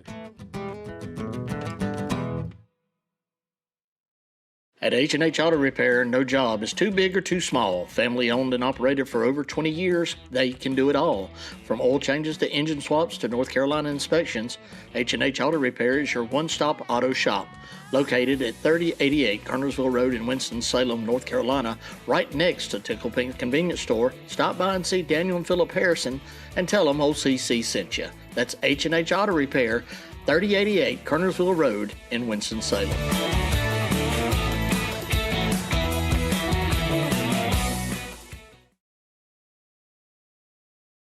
Welcome back to Talking Circles with Chris Carter, and obviously I am not Chris Carter. I'm slightly Are you larger, sure about that? Slightly larger. I don't yell back stretchers.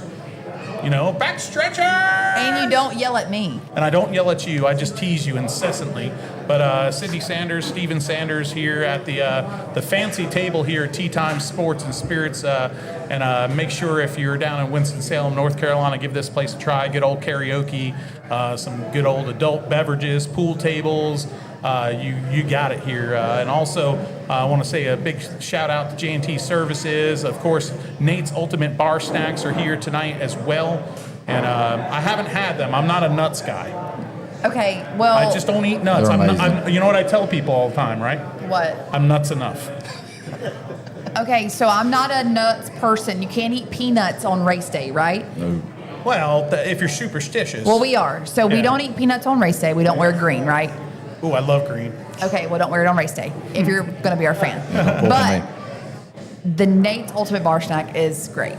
I'm going to develop one with Nate. Like, I'm developing an S&P lemonade flavor for next year. Oh, really? So I want to develop one with Nate. Without peanuts. That's without nuts, and it's going to be like I've got an idea or two we could do. Nut free. But we're going to do a nut free. Nate's nuts free. It's going to be called. So, as far as that lemonade goes, yeah. You know, they've already got a pickle one, so it can't be Dillner's No, and I refuse to pickle one. Okay. So we worked on a flavor, truth be told. Sorry, we're going to get to you, champion Steven Sanders. Sorry, it's pickle talk. But hey, you know, we Seth wanted to do a flavor, Matthew Dillner flavor, and I told him nobody would buy that crap. I will. So I made. It's got to be donut flavored. So I made it comes with a free donut, but I made him call it Blood Flow Orange, because I'm like, I don't want my name on it, because I don't want, I don't need that attention. Yeah, copy that. So, but anyway, let's talk about something way better than donuts. Let's talk about something way better than nuts. Let's talk about our champion for the Q104.1 Stadium Stock Division. And he's sitting 2 over from us right here. Yes, sir. Right next to that has-been racer right here, your wife. So she's coming back. She's coming back, thank God. But Steven Sanders, is it nice coming into here in tea time and having that little chip on your shoulder, knowing that, hey, you know what? After all these years of racing, you can say you're a champion. Yeah, usually I'm in here watching everybody get up here and talk about themselves and why I'm watching. But yeah, it feels great. 20 years after my dad got his first one over there, I get my first one, and like I said, it's a dream come true for sure. What is it that, the trials, the tribulations, the ups, the downs, but what is it that now, a few days removed from it, you look back on it and you have the most smile about? Oh, it's definitely worth it. Just like the last race of the season, we went through 2 motors that morning just trying to get one together, so the one for the race would have been the third one, and that's the one we ran all year, so it would have been fine. But just the ups and downs, like you said, all year, it was about every week we was having some kind of problem we had to battle through. But like I said, we had a great year, can't complain about it. I think it was, 12 top 6s in a row, only one outside of the top 6 of the whole season. And I must say, the one race besides the one at the very beginning that he ran out of the top 5, he wasn't wearing a Sydney Sanders shirt. Oh, was that the secret? I think it was, because I wore one every week but that one. So that was August 8th? Yes. When he was finished 6th? He wore his own shirt. Yeah, who wears their own shirt? It's Exactly. like going to a Metallica concert. Exactly. You know, if you're James Hetfield, you don't wear a Metallica shirt while you're playing, right? Oh, she told me I wasn't allowed to go back with it on, so. Always listen to your wife. It's the first time I think I've wore it since then, honestly. Yeah, look at that. So, hey, your win, June 13th win, didn't come, obviously the way you wanted it, but a championship without a win sometimes feels a little different. Yes. But, you got that win, talk about that balance, because it's tough to get a win like that. But, hey, at the end of the day, it still says number 1. Oh, for sure. I hated to get it like that, but we'll take it any way we can. And I sure wouldn't have wanted to win the championship without a win of some sort. Like I said, I'd take it how we get it. It's just like the rain out. I mean, I hated it happen like that, but I ain't going to complain. You still got to be there at the end of the year to win it. So we was first, so I'll take it. You always want to race for it. Yes. You and Chuck really raced well together this year. From my point of view as a media, we didn't get to talk to you guys about the championship and how it played out and stuff. This is my first time, except for Victor Lane giving you a high five and congratulating you. You're happy as a champion, okay? But then there's always Bowman Gray that creeps in, okay? If you win a race, there's somebody mad at you. If you win a championship, there's somebody mad at you. It might not be you. It might be your crew guy who tripped over a jack stand and did something. 2 week the penultimate night of racing there, you were not involved in any of that. But there was some chatter about your dad getting into Chuck. Where do you fall on that? Because obviously, everybody has their own opinions. Oh, yeah. What's your take on that, to be fair? Well, to be honest with you, I mean, after going back watching the video, Dad did get in there. The field checked up. He did get into Chuck pretty good, and the 47 drove him on through him. I mean, honestly, when I got down in the corner, the way it looked, Dad got into him. So I can understand some people being mad about the situation, but definitely after going back watching video evidence, slowed down and everything, it does show it wasn't intentional. I mean, he promised me it wouldn't, and he wouldn't do that to help me. I wouldn't do that to help him in any situation, but there definitely was people upset about it. What, aside from that, racing with a guy like Chuck Wall, you guys were tied atop the standings twice this year. I'm about to say, most of the year we was on top of each other. Yeah, the amount of respect that you guys showed around each other, too. Can you talk up to what type of a racer Chuck Wall is and why you like to race a guy like that? Oh, I got the utmost respect for Chuck. I've raced with him probably going on 20 plus years now. Never had a single run in together. We live about a mile from each other. Go eat on Thursdays. In Midway? Midway, North Carolina. We go eat on Thursdays a lot of times together. And we park dead beside each other. And like I said, we've never really had one crossword. Been racing together 20 plus years. Never had a run in.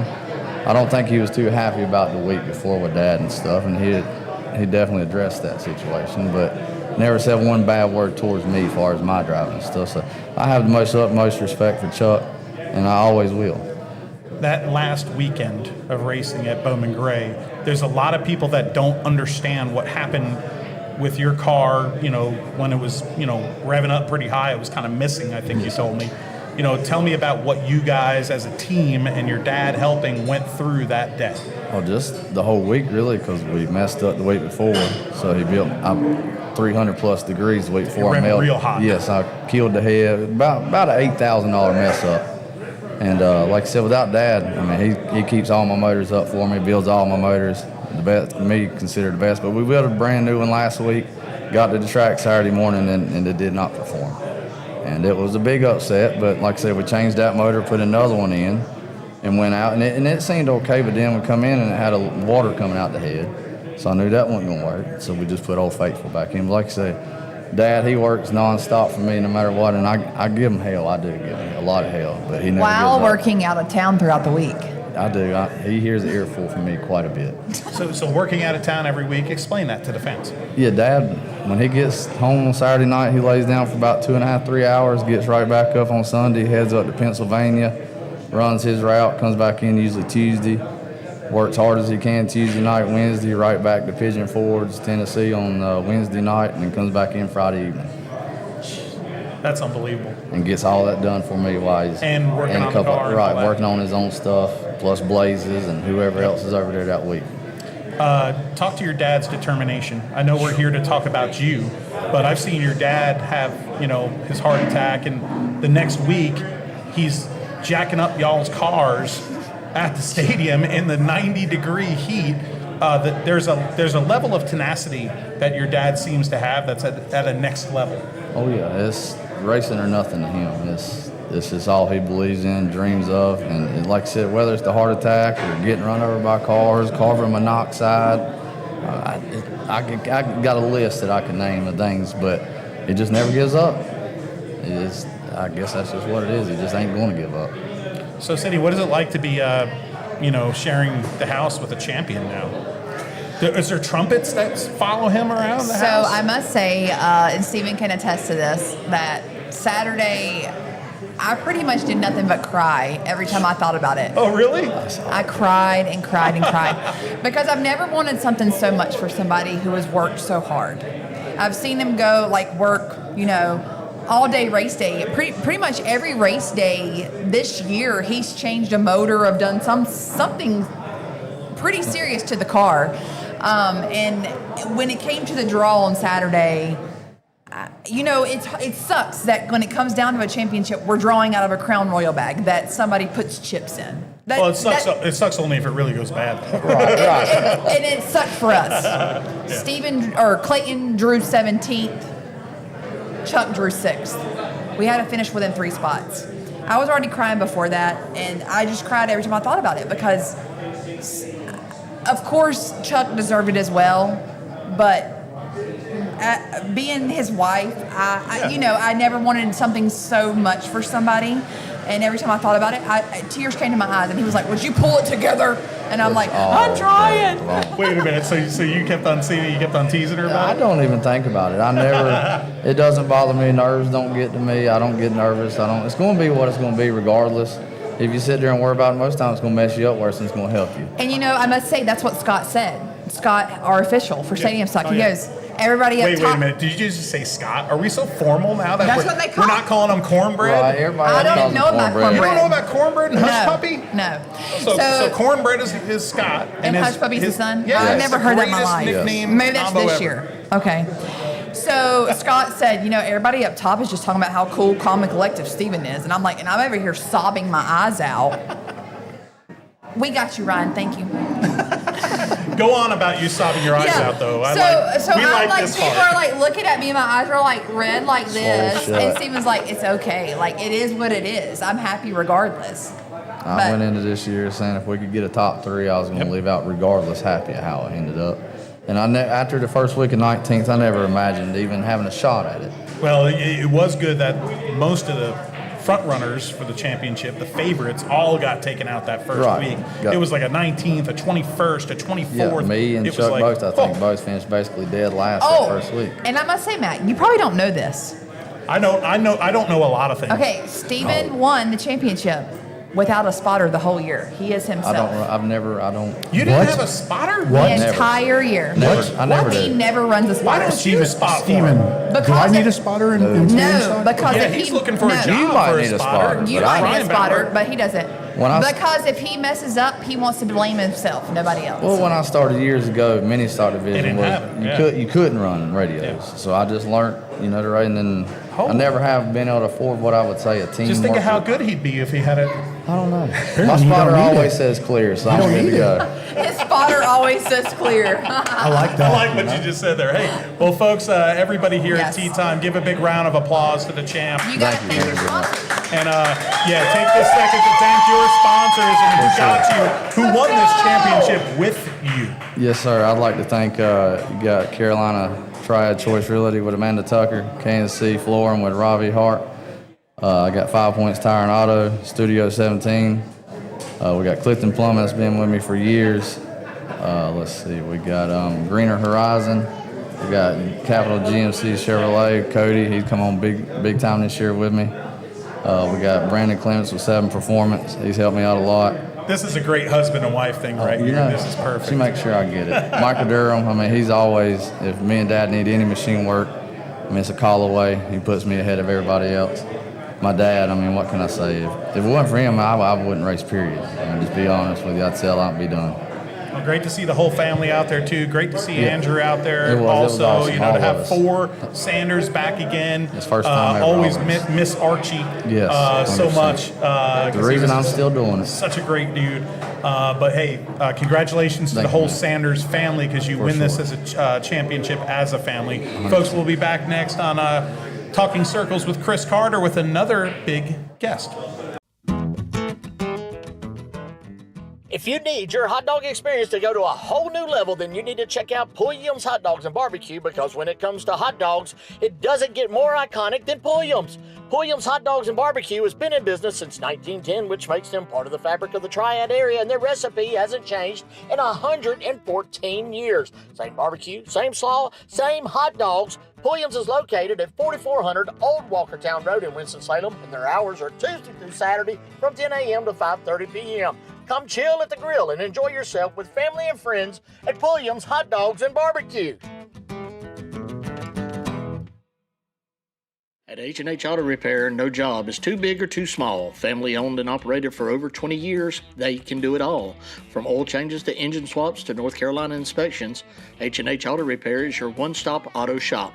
Located at 3088 Kernersville Road in Winston-Salem, North Carolina, right next to Tickle Pink Convenience Store, stop by and see Daniel and Philip Harrison and tell them old CC sent you. That's H&H Auto Repair, 3088 Kernersville Road in Winston-Salem.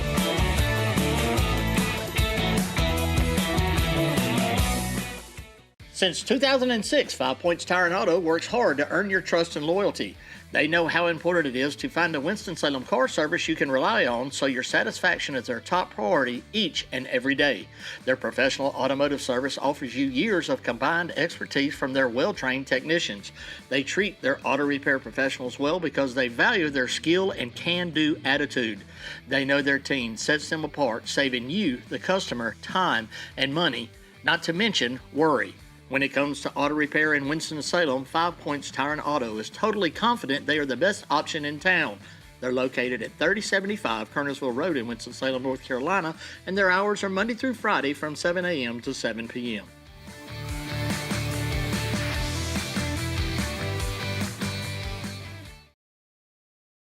Ever Ready Mix Concrete has been in business for 40 years, and they can handle any and all of your concrete needs, whether big or small. They can do it all. Located at 2000 Old Highway 421 East in Yadkinville, North Carolina, Ever Ready Mix Concrete, they're family owned and operated, and for a free quote, give David Adams a call at 336-961-6688.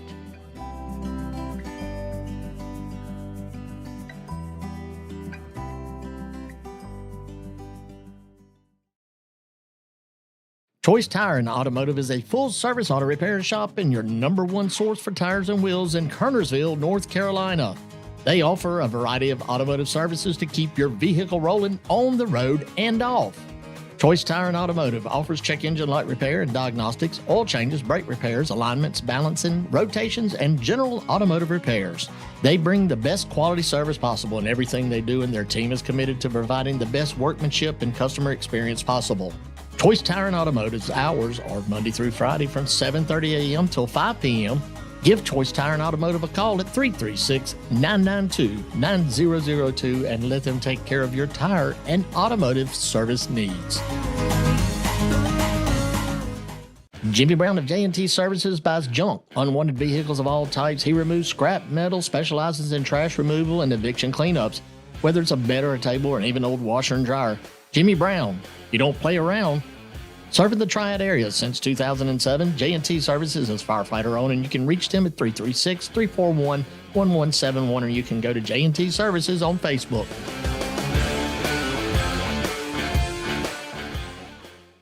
Hey, my name is Gavin Robbins. Welcome to Robbins Sandblasting.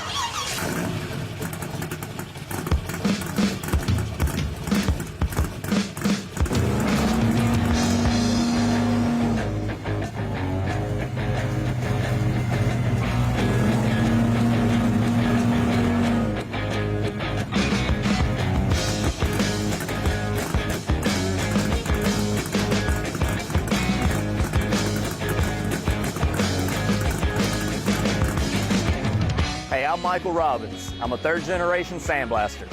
Alongside of my parents, Eddie and Shirley Robbins, we are Robbins Sandblasting. In December of 1954, my grandpa, Buddy Robbins, started Robbins Sandblasting. Over the past 65 years, there have been many of cars driven in this driveway. Some have come and gone, others have become friends, but many have become family.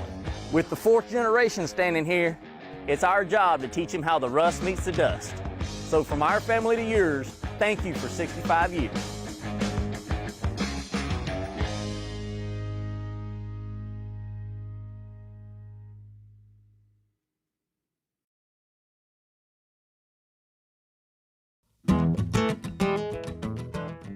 If you need your hot dog experience to go to a whole new level, then you need to check out Pulliam's Hot Dogs and Barbecue, because when it comes to hot dogs, it doesn't get more iconic than Pulliam's.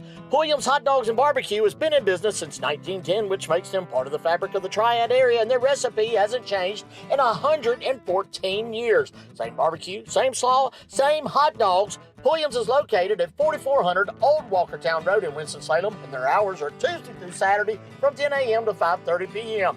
Come chill at the grill and enjoy yourself with family and friends at Pulliam's Hot Dogs and Barbecue. Welcome back. Talking Circles with Matthew Dillner. My name is Chris Carter, and I'm the guest tonight. Thank you, Matthew, for letting me be on. You know what? I told Matthew, do what you do, and it got time for y'all to. And you've always supported this show, Billy Gregg, whether you're a champion or won one race or whatever. And I want to thank you for coming on, man. It means a lot. If you look on that TV back there, you can see it's on the heading that this show is dedicated to memory of your dad. I appreciate it. And I got the news from Billy. I was in the side by side with Jimmy Brown. And when Billy walked up, I knew, and it was just, and we love you, okay? And you've got a big family here, and but I want to thank you as well for being on. I want to talk to you about your where you going from here. I know you spot as well, like your dad did for several people, but we're going to talk to Billy real quick. Billy, what a year for you. I remember you being on this show and you saying, no, Chris Carter, I ain't going to race a few races and let them boys do it. And then here we are talking about a track championship in the sportsman division, my friend. Yeah, so the plan was for one of those boys to win it. I mean, the plan really was for Nate to win it. I had a championship, Junior had a championship. Our plan was for Nate to win it. Nate shot himself in the foot there early in the season.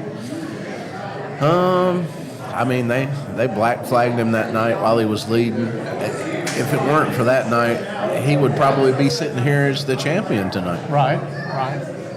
So let me just I got something right here. That ain't right where I wanted to go. 3 wins, 18 top 5s, and 22 top 10s for you this year. We had an amazing season. It started off really well. We weren't going to run all the races, and then we got to the point where it was time to drop out, and I think we were leading the points. And Brad Smith and Kennedy Smith, Rocket Donkey, Velocito, they stepped up and said, "Hey, we want to see you. We want to see you finish this thing out." And Andrew Davis with Tipper Enterprises, he stepped up, and everything just fell in place, and we were able to finish the season. Finish the season on a high note. The race Saturday night. First time all season the time limit got y'all. It's been something that the street stocks has been having to deal with. Was it just like something in the air, Billy? There's been a lot of animosity between different drivers. We're not even going to get into. We're not going to get into all that. We're here to celebrate. But was it just like everybody was on the edge last race of the season? I mean, honestly, it wasn't even. It wasn't Tommy Neal and Zach Orr. It wasn't Billy Grigg and Justin Taylor. It wasn't. You know what I mean? Like it was Chris Massey and the 36 guy. I mean, you know what I mean? It wasn't necessary. I mean, it just, and I mean, I don't know, a lot of things going on farther back in the field. It wasn't the guys that were racing for the championship. It wasn't the guys that were racing for the win. It was the guys in the back. So, I mean, same problem they got in street stock. Never mind, I ain't going to say it. Was talking about Randy Armstrong earlier, and I'll never forget, Cale was he was a super late model racer. And he had qualified bad, and it wasn't like 15 laps in that 100-lap race, and Cale got wrecked. And I'll never forget Randy Armstrong. You back there, Randy's mouth. He's nothing G-rated about it. So he's talking about being back there with the squirrels. And a lot of times I think about Randy Armstrong talking about being back there with the squirrels, and sometimes it's the truth.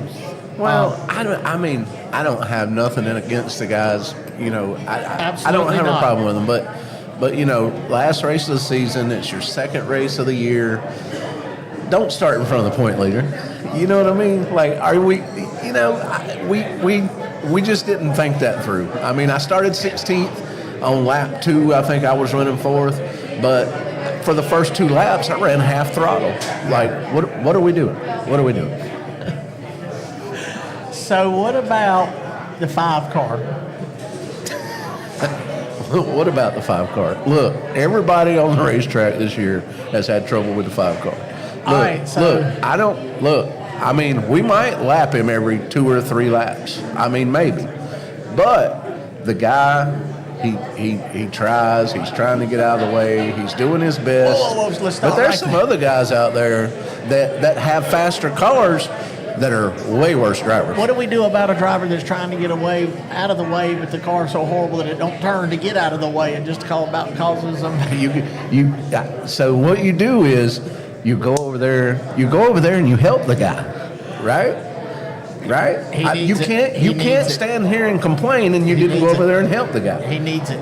And listen, if you ever find his TikTok page, the comments are turned off. I don't have TikTok. I know, but listen, you would think this dude started on the pole, had a little bit of a failure, come back to the front. I know another car that does the same thing every week. Just point at him. I'll go from there.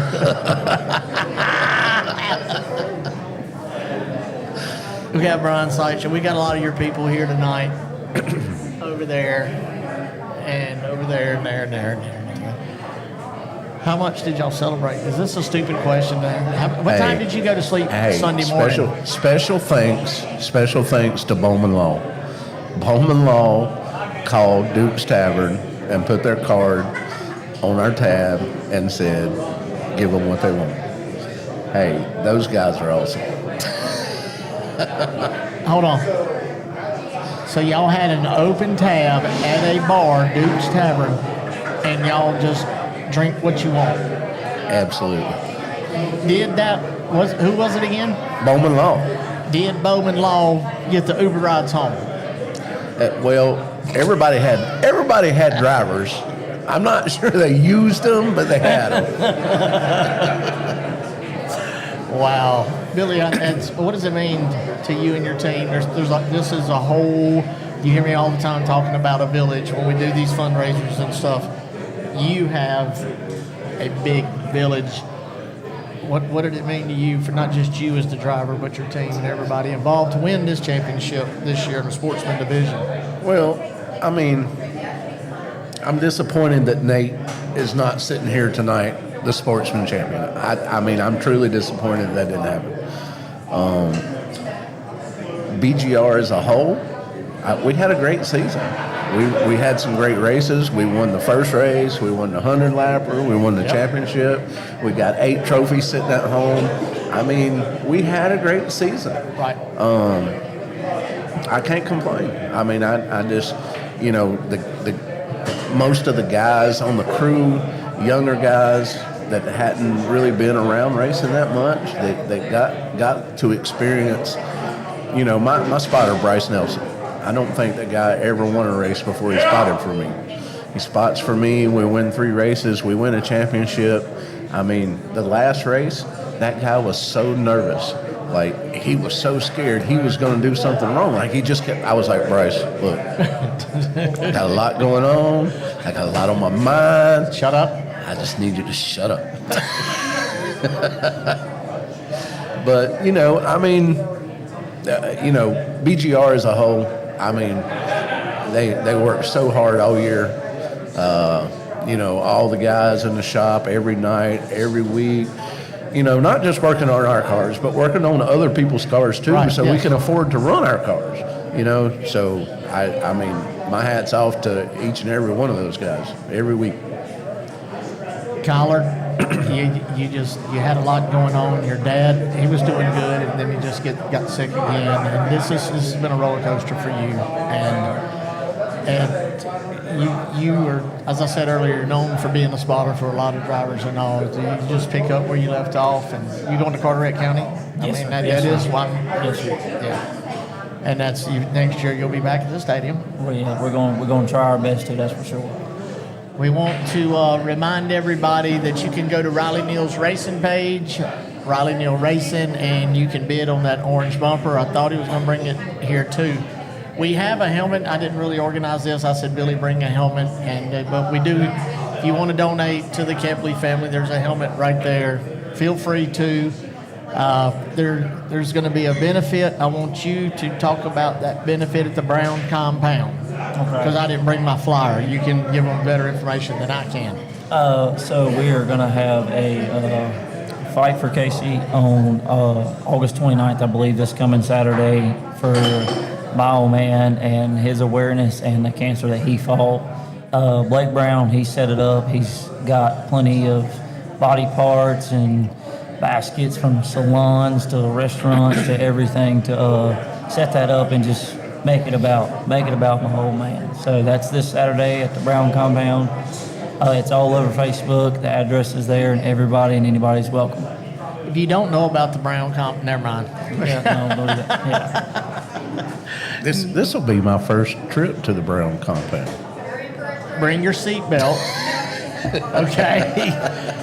Man, where's Daniel? Daniel's out there somewhere. Yeah, I've had some very many nights. It was just me and Mike Brown left. Imagine that. Just us two.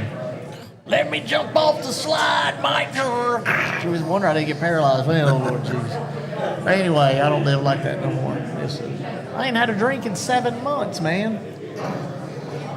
I'm sorry. Yeah, I'm sorry about that one. I am looking forward to Carteret County in 2 weeks, and we do want to remind everybody that Carteret County, our sportsmen and our street stock drivers will be there. Brian Sykes Jr. is going to be there, and Nate's nuts. Billy Gregg, there'll be a lot of people there. We always have a good time. The Cokers are going to be there. I didn't go last year and didn't announce it. I'll be announcing this one, and I'm excited about that. I spent a lot of years at Carteret, of course, so I'm excited about that and excited about. You ain't never been to Riptides with me, have you? I've been to Riptides, but not with you. We're going to fix that. That whole shitty-kabam. We're going to go to Riptides. Then we're going to go across to the island and come back about 5. And then y'all go racing. You Yeah. just said you don't even drink. I ain't got a drink. How you gonna stay up till 5 in the morning? With you? I left. Listen, somehow one year it ended up being me and Trevor Ward. There was like 12 of us. We started at Riptides, went from Riptides to across on the island. I can't think of what, but anyway, it was just me and Trevor Ward. And I'm like, what are we even doing? Who's going to drive us across the bridge? Who's going to get us home? Somehow we made it. I was saying, I'm glad to see you, Trevor. We made it. Good times. Billy, man, there's a lot of people that you want to thank, and if you would do it this time, please. Yeah, I mean, honestly, there's a lot of people I need to thank. You know, like PJ Bryant, BST Shops, William Baldwin at Baldwin Carburetors, Steve Allen at RCR. I mean, these are the people that aren't really sponsors, but the people that make this thing go, make this thing happen. You know, Randy Armstrong, you know, my guys, Nate, Brian Jr., Gavin, Trail, Dominic, Chase Pierce, you know, and all my sponsors. You know, Brad Smith and Kennedy Smith, Velocita, Rocket Donkey. I mean, we would not have been able to finish the season without Brad Smith and Kennedy Smith. I mean, they just mean the world to me, and they made all this happen, and I owe all this to them. You know, Andrew Davis with Tipper Enterprises, Koger Plumbing, Zach Koger, big supporter for several years now. Yeah, these guys just, I mean, it takes a lot of people to make this happen. And on the scale that we make this happen, I mean, it's like, it's incredible the amount of people and the amount of hours and the amount of money that it takes to make it happen. So, I mean, I appreciate all these guys. We will. I do want to say that Carteret County, you are not racing. I'm not racing at Carteret County. Don't think you might not see my car there, but I won't be driving it. Okay. All right. Well, we got that clear. I'm going to race and announce Billy Gregg's car. Wow. Does that sound kind of cool? A lot of things might happen. You driving in my car is probably not one of them. I was at one time. I've told this story I once want or to make twice. sure this guy makes it, though. I mean, there's a lot of people that are going to have a part in this guy making it to Carteret County. I mean, I'm telling you, Zach Orr, Dylan Ward, Tommy Neal, you know, everybody, myself, you know. Driving in a race car, competing. Absolutely. Right, yes.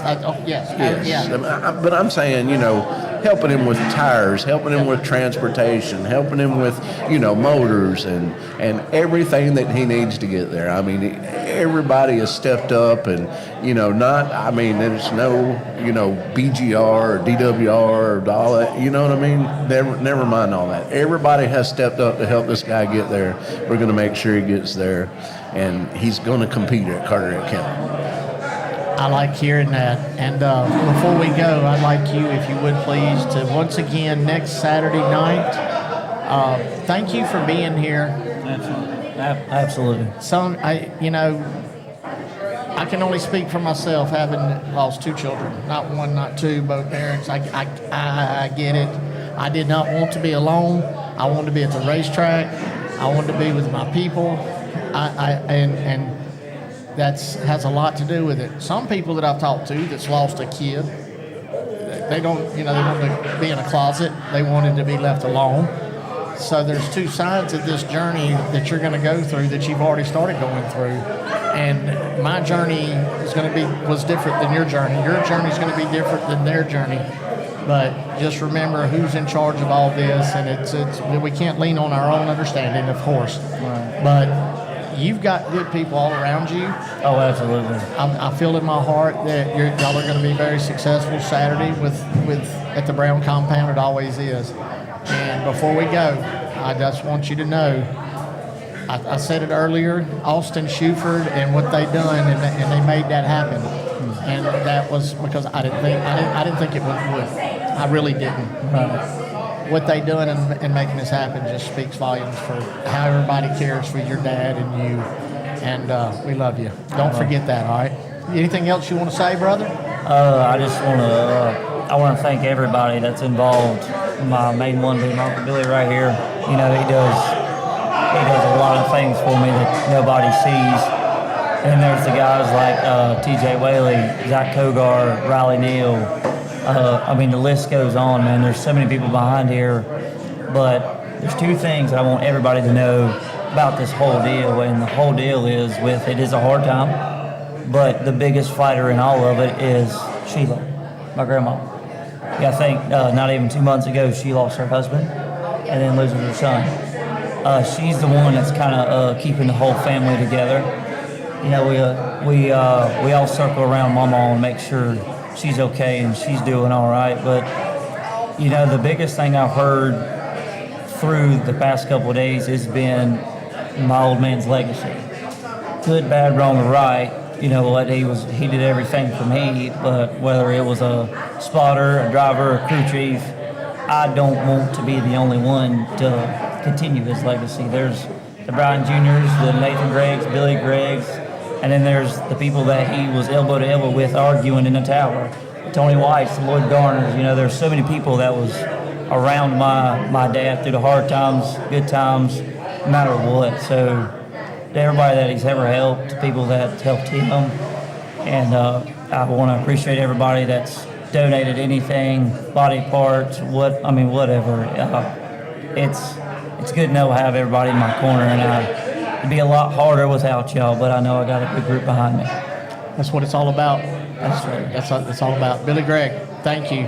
Thank you for what you're doing. Absolutely. Right? Absolutely. I mean, I promised his daddy when he was born that if anything ever happened to him, I'd take care of this guy. And that speaks volumes about you, buddy, and your wife, and everybody involved. Even y'all. I mean, y'all all rock. And so, thank you. Thank you. I love you. You know I love you. You never say it back, but dadgummit, you know I love you. I love you, Chris. So we're going to go to another He told me commercial he loves break. me in 2 years, by the way. I love you, Collar, and you know that. I always say that. Collar, I love you.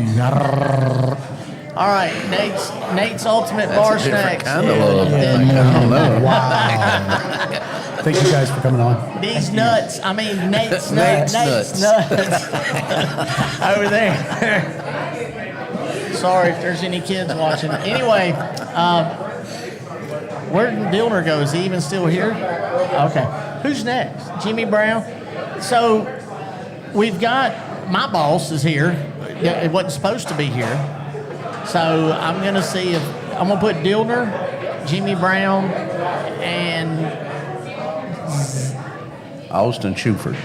that's what I was wondering if you'll come on. So we got Zach, too. Koger. So let's do Jimmy Brown, let Dillner do Jimmy Brown and Zach Koger. And I'm done for the night, probably. I just said commercial break. Let's go.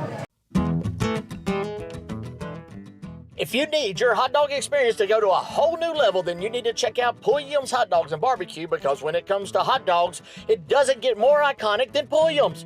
Pulliam's Hot Dogs and Barbecue has been in business since 1910, which makes them part of the fabric of the Triad area, and their recipe hasn't changed in 114 years. Same barbecue, same slaw, same hot dogs. Pulliam's is located at 4400 Old Walkertown Road in Winston-Salem, and their hours are Tuesday through Saturday from 10 a.m. to 5:30 p.m.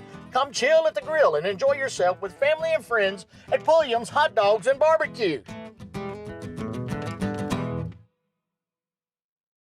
Since 2006, 5 Points Tire and Auto works hard to earn your trust and loyalty. They know how important it is to find a Winston-Salem car service you can rely on, so your satisfaction is their top priority each and every day. Their professional automotive service offers you years of combined expertise from their well-trained technicians. They treat their auto repair professionals well because they value their skill and can-do attitude. They know their team sets them apart, saving you, the customer, time and money, not to mention worry. When it comes to auto repair in Winston-Salem, 5 Points Tire and Auto is totally confident they are the best option in town. They're located at 3075 Kernersville Road in Winston-Salem, North Carolina, and their hours are Monday through Friday from 7 a.m. to 7 p.m.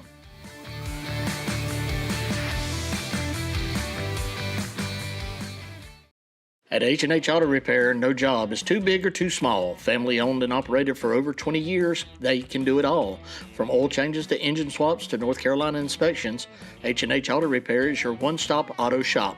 Located at 3088 Kernersville Road in Winston-Salem, North Carolina, right next to Tickle Pink Convenience Store, stop by and see Daniel and Philip Harrison and tell them old CC sent you. That's H&H Auto Repair, 3088 Kernersville Road in Winston-Salem.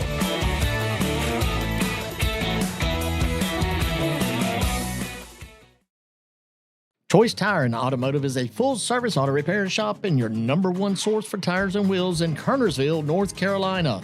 They offer a variety of automotive services to keep your vehicle rolling on the road and off.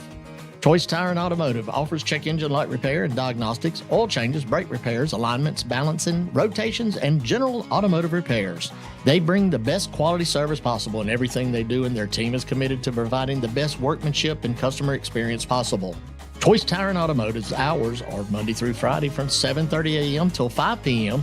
Give Choice Tire and Automotive a call at 336-992-9002 and let them take care of your tire and automotive service needs.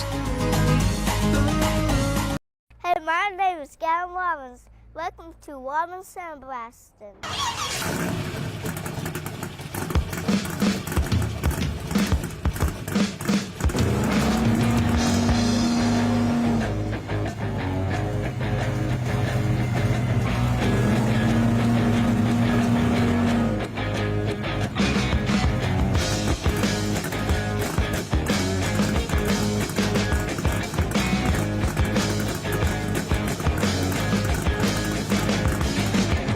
Hey, I'm Michael Robbins. I'm a third-generation sandblaster.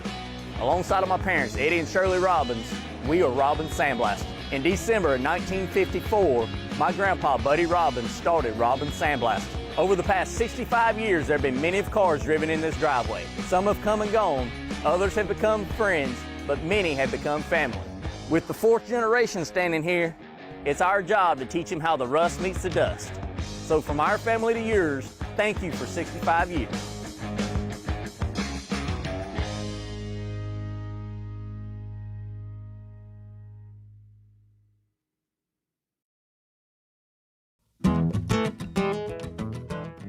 If you need your hot dog experience to go to a whole new level, then you need to check out Pulliam's Hot Dogs and Barbecue, because when it comes to hot dogs, it doesn't get more iconic than Pulliam's. Pulliam's Hot Dogs and Barbecue has been in business since 1910, which makes them part of the fabric of the Triad area, and their recipe hasn't changed in 114 years. Same barbecue, same slaw, same hot dogs. Pulliam's is located at 4400 Old Walkertown Road in Winston-Salem, and their hours are Tuesday through Saturday from 10 a.m. to 5:30 p.m. Come chill at the grill and enjoy yourself with family and friends at Pulliam's Hot Dogs and Barbecue. At H&H Auto Repair, no job is too big or too small. Family owned and operated for over 20 years, they can do it all. From oil changes to engine swaps to North Carolina inspections, H&H Auto Repair is your one-stop auto shop.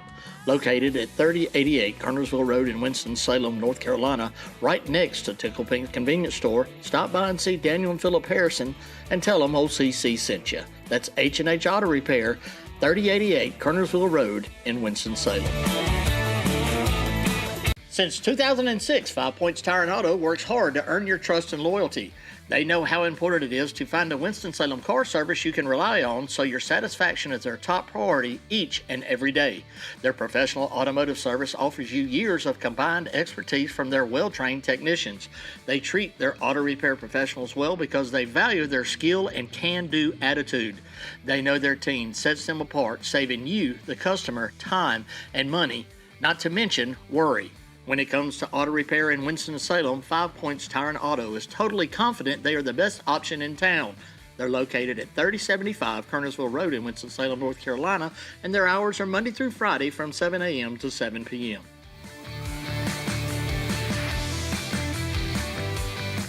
Welcome back to Talking Circles with Chris Carter. I'm your host, Chris Carter. I just grew about 3 foot. But no, I'm Matthew Dillner from Flow Racing. Sorry, Carter. I love you, baby. We are here at Tea Time Sports and Spirits here in Winston-Salem, North Carolina, wrapping up the Bowman Gray Stadium season. here, the little wrap party that Chris does every year, and it's great to see everybody out here at the bar having fun. Families as well, so it's not just a bunch of beer drinkers. But Jimmy Brown, Tony White sitting to the right of me. Of course, if you don't know, you're not part of the Bowman Gray Stadium family. But if you know, Jimmy Brown basically is the straw that stirs the drink in many ways as far as the operations of Bowman Gray Stadium, the physical work, the hard labor that goes on to make racing happen every single Saturday night, and then Sunday, and then Monday, and everything in between. Jimmy, tell me about what your night was like, before we get to Tony, what your night was like on Saturday night after the rain, after the championship pictures. It just almost begun for you. Yes, we just continued right along, and like I say, Saturday night we started tearing down, and all day Sunday we tore down, and we've even worked today to tear things down. So when you say tear down, for the fans listening at home, what specific things are you having to take down? I know the answer, but maybe people watching don't. We're having to take signs down and banners down and tear the wall out in the morning too, so that football players can run out on the field, and just anything that needs to be done, we're doing it. Tearing down around all the gates and all the signs and barricades, whatever. Just whatever needs to be done to make it happen, we do it.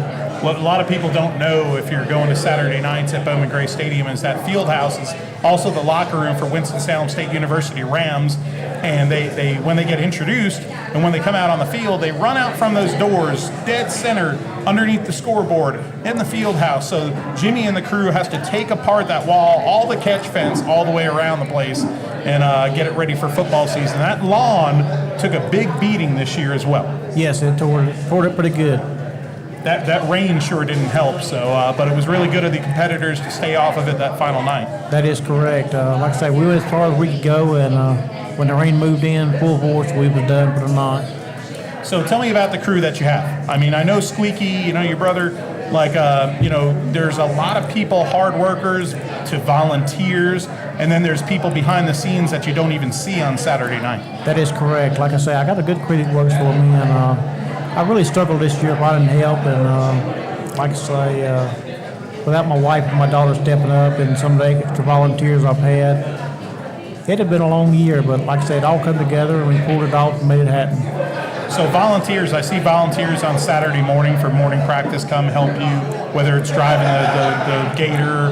I know Messer doesn't do it because he doesn't drive the gator, but if you wanted to be a volunteer on the CitraSafe track crew at Bowman Gray Stadium, how would somebody go about that? And what would that even entail for somebody that's going like, hey, man, I'd love to be inside Bowman Gray Stadium? Well, basically, just anybody wants to work, just come tell me they want to volunteer, and I've got a list of people that I use, and like I say, Saturday nights is a must. We must have a good crew, and we really struggled this year, but with all the volunteers that's come up and said, hey, we'll do whatever it takes to make it happen, we pulled it off and made it happen.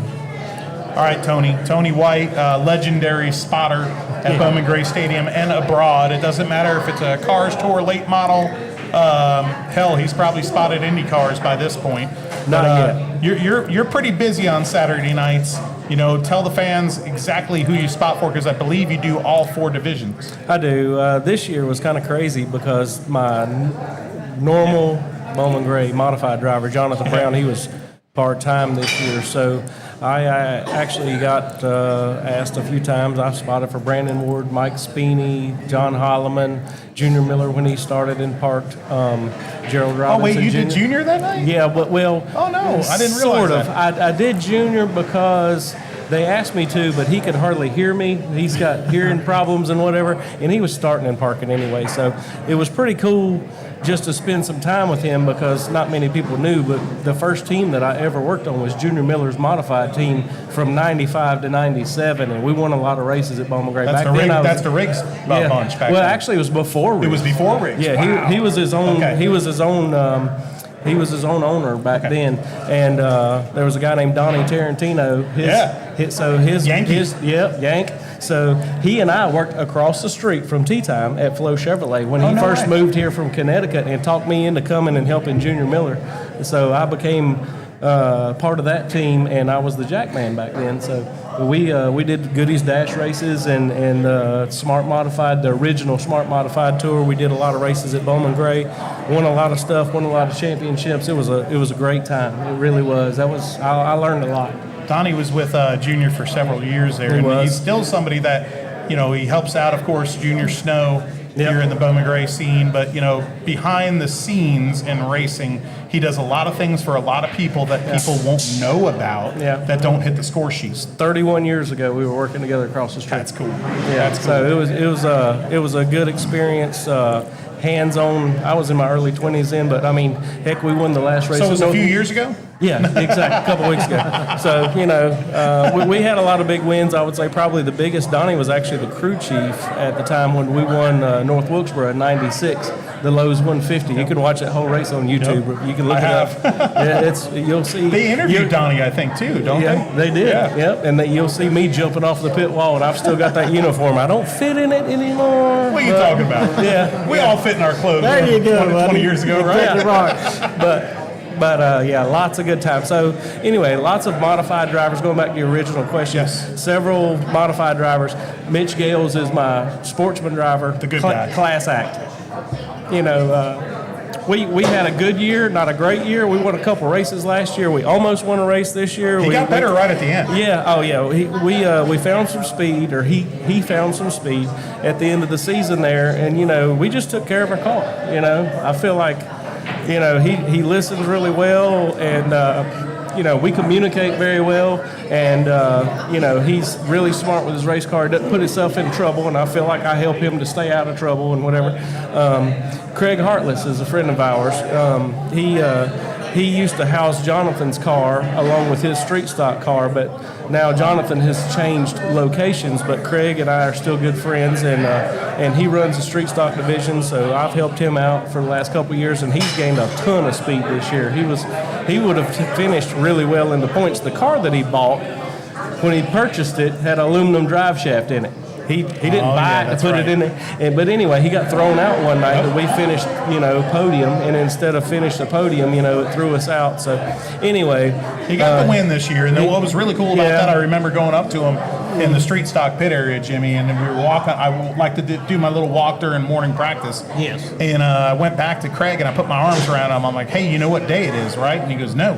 I'm like, it's your anniversary of your first win last year. Yep. I'm like, so you know what you got to do? It's celebrate your anniversary is win one again. Yep. And that's what ended up happening. It was like, yeah, that's pretty cool. Yeah, it was through technical inspection over the original winner, but I mean, a win's a win. Yep. Unfortunately, we didn't get to celebrate it on the front stretch like we did the previous year, but you know, a win is a win. And he had a really good season, and he's come a long way as a you know, a somewhat green race car driver. He's not getting in any trouble as much as he was on the track. Correct. Like even 2 years ago. Yeah, so. I think all the screaming that I've done at him over the years is finally somewhat sinking in. And then stadium stock. Yeah, stadium stock has been it's been a lot of fun this year, just because I got to ask the first race of the season randomly. You know, he walked right up to me and he said, "Hey man, would you spot for me tonight?"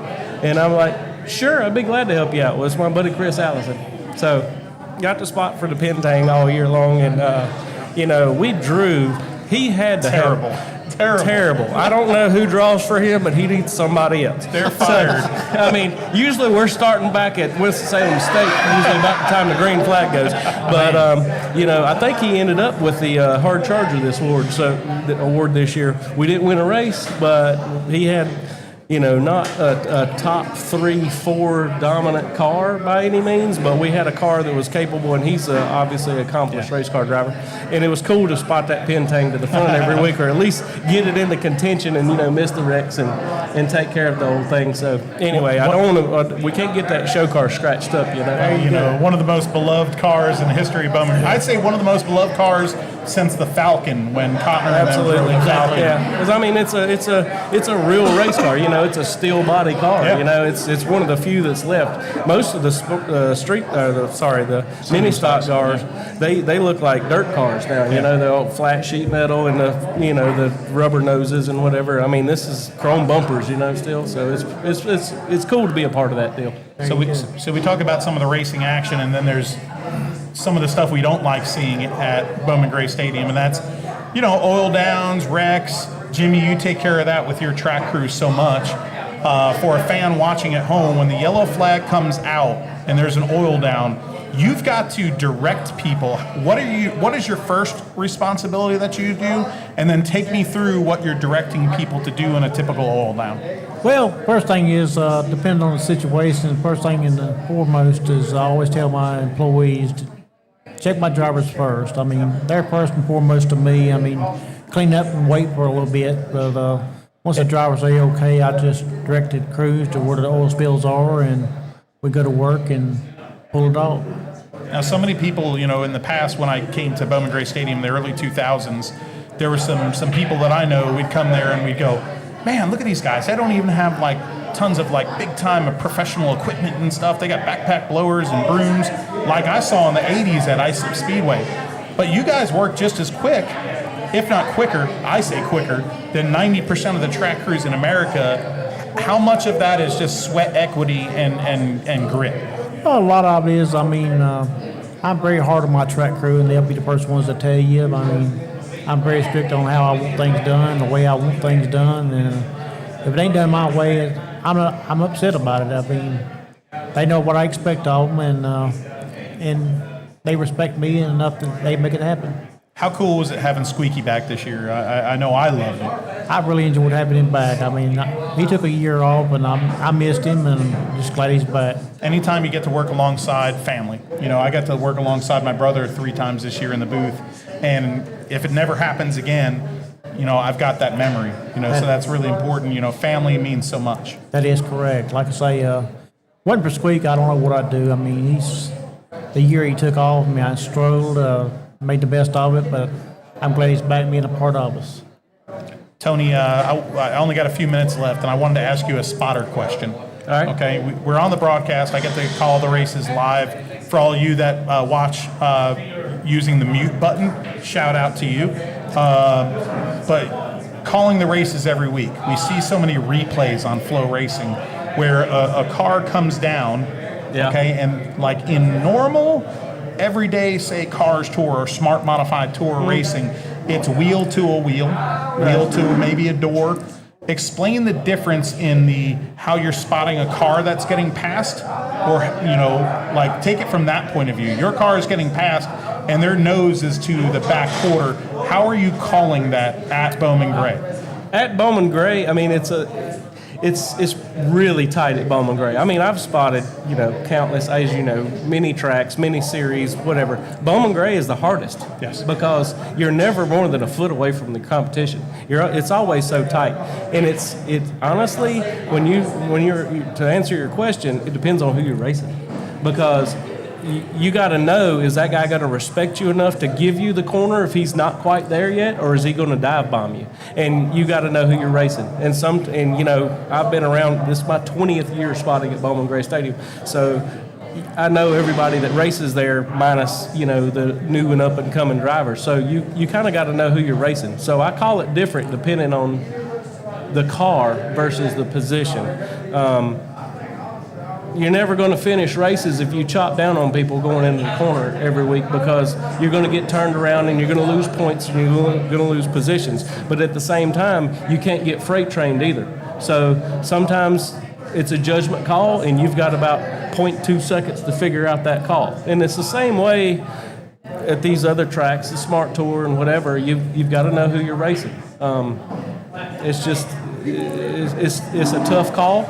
And it's a huge responsibility, but I'm here for it. I love it. So there's no doubt your love for the sport, how long you've been in it. It's not just a money-making thing. Because anytime I go to racetracks, I see you there. It seems like it's like, oh wait, there's Tony. Who's he spotting for tonight? If it doesn't rain Friday night, I'll be at Ace Speedway with Gabriel Saavedra and the 602 Modifieds, and Saturday I'll be back with Mitch Gales, and I think Craig Hartless are going to be in the same race. I've converted one of Jonathan's team members into a spotter, Timothy Walter, this Saturday night at Caraway to run that deal. So, and then we were off to Carteret, and it's week after week after week, and then I go to Martinsville with Jared Fryer. Yep. So 300. We've got a ton of races coming up, and I'm looking forward to it. It just never gets old. Well, I appreciate it. Tony, you got a big heart for the sport. Jimmy, we all appreciate you. I know it was like about a year or two ago, there was talk about you leaving.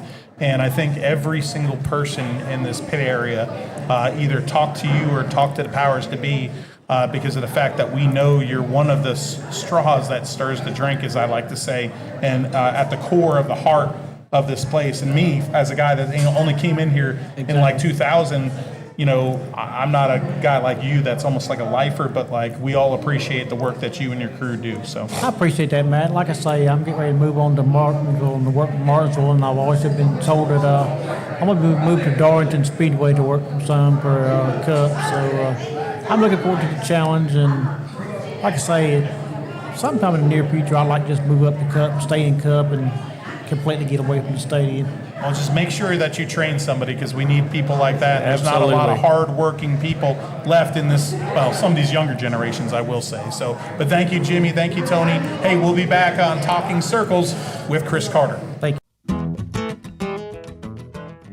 If you need your hot dog experience to go to a whole new level, then you need to check out Pulliam's Hot Dogs and Barbecue, because when it comes to hot dogs, it doesn't get more iconic than Pulliam's. Pulliam's Hot Dogs and Barbecue has been in business since 1910, which makes them part of the fabric of the Triad area, and their recipe hasn't changed in 114 years. Same barbecue, same slaw, same hot dogs. Pulliam's is located at 4400 Old Walkertown Road in Winston-Salem, and their hours are Tuesday through Saturday from 10 a.m. to 5:30 p.m. Come chill at the grill and enjoy yourself with family and friends at Pulliam's Hot Dogs and Barbecue.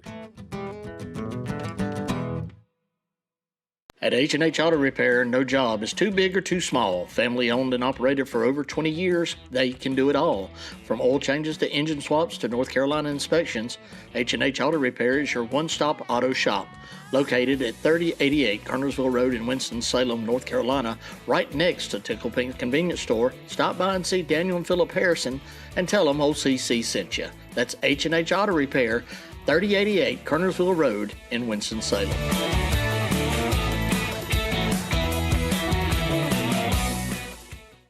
Since 2006, 5 Points Tire and Auto works hard to earn your trust and loyalty.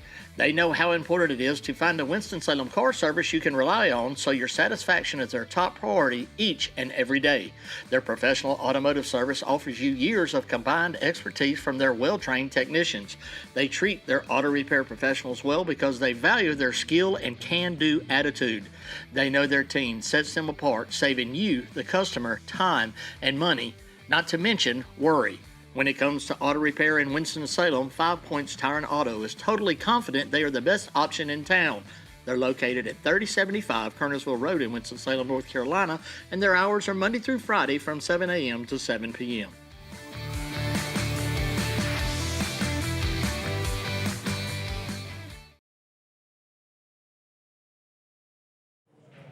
Welcome back to Talking Circles with Chris Carter, presented by J&T Services here at Tea Time Sports and Spirits in Winston-Salem, North Carolina. And a great bar and grill. Make sure you come out here and check it out. Of course, Chris will get on here and tell you his list of 242 sponsors. But I'm reminded that Nate's Ultimate Snack Bar, they've got theirs right here. This is the easy one to remember because it's right here. So, folks, make sure you check that out as well.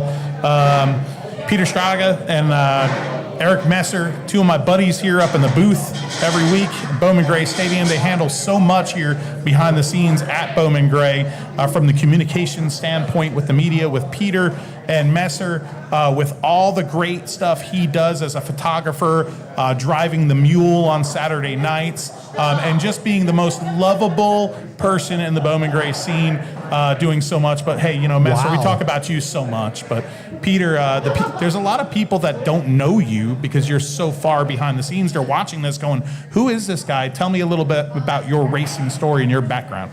So from Winston-Salem, grown up here my whole life. Bowman Gray is one of the first racetracks I ever went to, and this is my first season working here at the Madhouse, and I couldn't love it more. So take me back to the first time you went to the Madhouse. How old were you? What were your thoughts? What were the sensory overload, I imagine? Absolute sensory overload. It's like flying fighter jets in a football stadium. It's I know people say that about Bristol and about other racetracks, but it's truly the case whenever you walk into the Madhouse for the first time. That would have been probably 15 years ago, and I can still remember drivers racing that day that now race on Saturdays and Sundays in the NASCAR National Series. So you and I, when's the first time we met? This is a good question. That is a great question. Probably back when you were still on the Dale Jr. download and we came to Junior Motorsports and you were just randomly there. Oh, I thought it was at Bowman Gray. Remember that one time there's this random picture that you have, and I almost didn't remember it until I really studied the picture. But we hung out together on the top row in the south turn, didn't we? That's right. Back with a couple other friends of ours, mutual friends, including Dan Hodgson, who was there on Saturday. So Dan does a really good job writing stories on the internet and everything. But hey, I want to ask you, for the fans watching at home on Chris Carter's show here, what do you do on a Saturday night and of course after it as well? It's easier to answer what I don't do. The only thing I don't do is get on track in a race car or in a mule like Eric. I do about everything needed up in the tower. I never hear the end of this, man. I do about everything needed up in the tower, making sure the media have all the stats and information they need, making sure snacks and drinks are stocked, and making sure just everything goes off without a hitch in the communications room. Well, we have seen you driving the tractor that they give away, of course. But hey, this is a perfect segue to go over to the main man right here, Eric Messer. Messer, you are the track photographer, but you are more this year at Bowman Gray Stadium. From your track photographer role, take me through your new responsibilities so you can teach the fans here what you do. Yeah, so the new role I took on this year was media coordinator for Bowman Gray Stadium. And so on top of the track photography, I also took on our brand new website that we got this year. I took control of the new scoreboard that we got this year. Also any... So the videos and all the different things you see on that. Correct. It's been really good to have that this year too. Yeah, it's been really fun to work with. That thing is a beast, and I love it. I like the replays as a spotter too. Right. Yep. And then I also took control of the program this year, and that was a task to start up this year, but it got to a good point. I have a lot of respect for Lauren now. Lauren People Pinellas. don't realize what Lauren, his dad, people don't realize what the Pinellas family or even Greg Garrison, the roles that they left at Bowman Gray Stadium were they are not easy. So the people that are filling these roles right here and learning them along the way, some of them, like Eric right here, had big shoes to fill, but you filled them very well. That program is actually, in my opinion, better than where you picked it up. Yeah, it's been a task, but I feel like we've got it back. I took a lot of what Lauren did with the program, and I just kind of took it back in that direction because I feel like if it's not broke, don't fix it. So yeah, just shout out to Lauren, shout out to Pinellas family for building that foundation, and I still have some big shoes to fill with those guys. So when you're watching live on Flow, I'm the guy you don't get to see. I'm just the voice guy. Every once in a while, we pick on Eric Messer, and you only pick on the people that you love, okay? We picked on you because earlier this year, for the fans that don't know, Eric goes on there on the mule, the big green mule, to drive Slate Myers back to the pit area, and he can't get the dang thing started. Okay, and I felt so bad for you. You're sitting there struggling, and Slate's looking at you. The whole 16,000 people are looking at you. Now TV's on you. Me as your friend is just piling in, dude. And ever since, I've been relentless about it. So I do understand that you have trained, and you are now officially, I think we would announce it, an expert mule driver? Eric the Mule Messer. I wouldn't say expert because when I drove it at the Trace Atkins concert, I drove it up about 15, 20 feet. I still have the emergency brake on.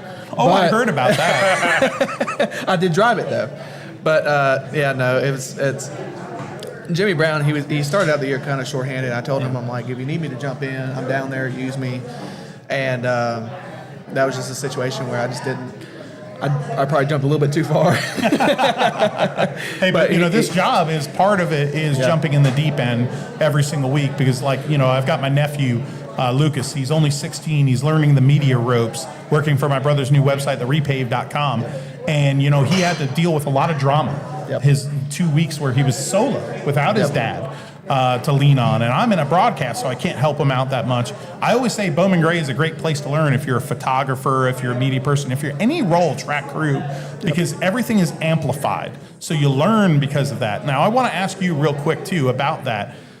I know how you got your start. Tell the people how you got your start there, because I remember when you were shooting for John Boy. Yeah, that's right. So it really my journey in photography started in 2018 when, funny enough, Martinsville snowed out. Oh, yeah. And Jeff Gluck and Bob Parker was doing the tweet ups. The tweet ups were big at that time. So I told them let's meet up in Greensboro. Sure enough, we met up at Hop's Burger Bar in Greensboro. And I did some networking there. Sure enough, I got with Matt Corson and Dominic Aragon with the RacingExperts.net. And sure enough, 2 months later, I was photographing at the Coca-Cola Center. Then I was at Daytona for the Pepsi 400. And then I started photographing at Bowman Gray just to get practice in the stands. And that's when Jonathan Brown picked me up, and he gave me my first kind of real shot in the business. And I still appreciate him. I appreciate Tony White and all of his crew for that great season. And then the chips kind of fell in line. Eric Hilton, he retired from the role after about, 20, 30 years or so. And the role came open. But funny enough, I didn't get it at first. Yep, I know, yeah. Yeah, and the guy who did pick it up, he got it in 2020. But guess what happened in 2020? COVID. Pandemic. Yep. And then we had a half season in 2021, and he just kind of figured out that it wasn't for him.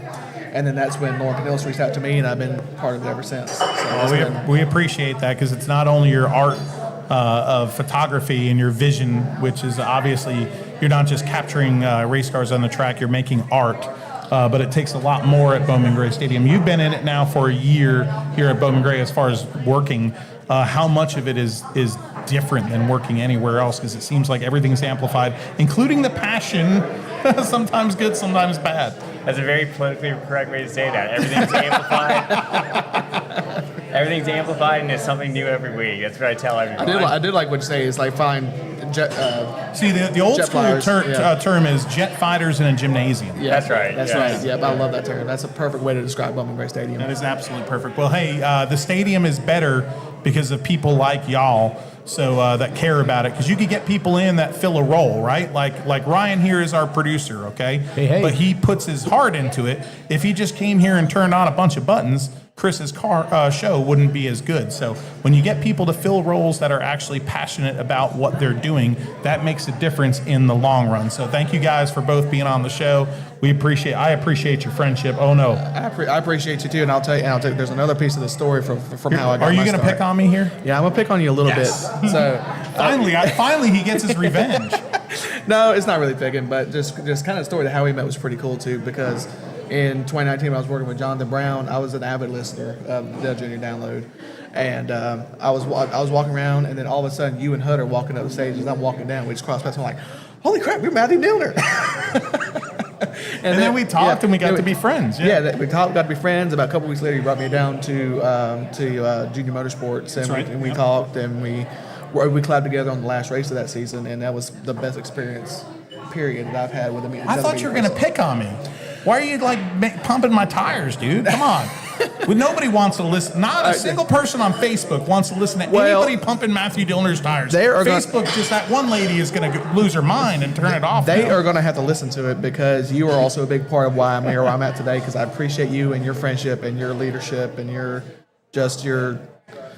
skill in this business. And, I appreciate it. Yeah. All right, enough of that. This is a perfect time to call it quits for this part of the show.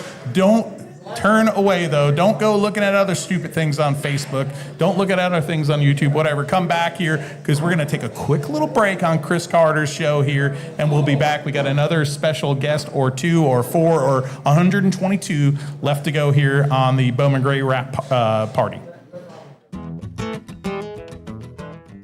If you need your hot dog experience to go to a whole new level, then you need to check out Pulliam's Hot Dogs and Barbecue, because when it comes to hot dogs, it doesn't get more iconic than Pulliam's.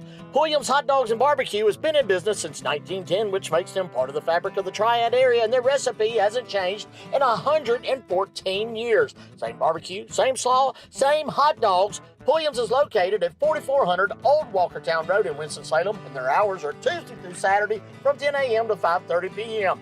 Come chill at the grill and enjoy yourself with family and friends at Pulliam's Hot Dogs and Barbecue.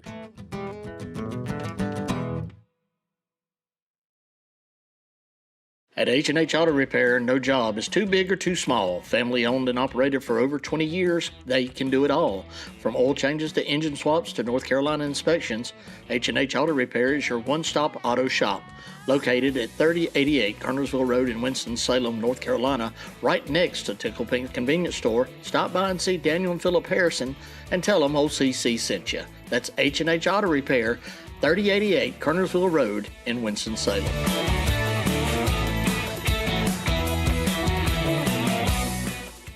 Jimmy Brown of J&T Services buys junk, unwanted vehicles of all types. He removes scrap metal, specializes in trash removal and eviction cleanups. Whether it's a bed or a table or even old washer and dryer, Jimmy Brown, you don't play around. Serving the Triad area since 2007, J&T Services is firefighter owned, and you can reach them at 336-341-1171, or you can go to J&T Services on Facebook.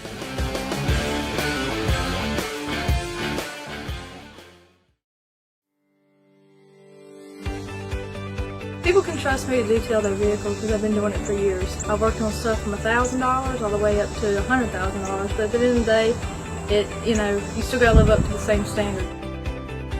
I put love and care into every vehicle. I just want to make sure my customer's happy because I like getting everything. I mean, every crack, every cranny, anything I can get. I really just want it to be squeaky clean. I know how I want my ride to look like at the end of the day, and I should do the same thing to yours.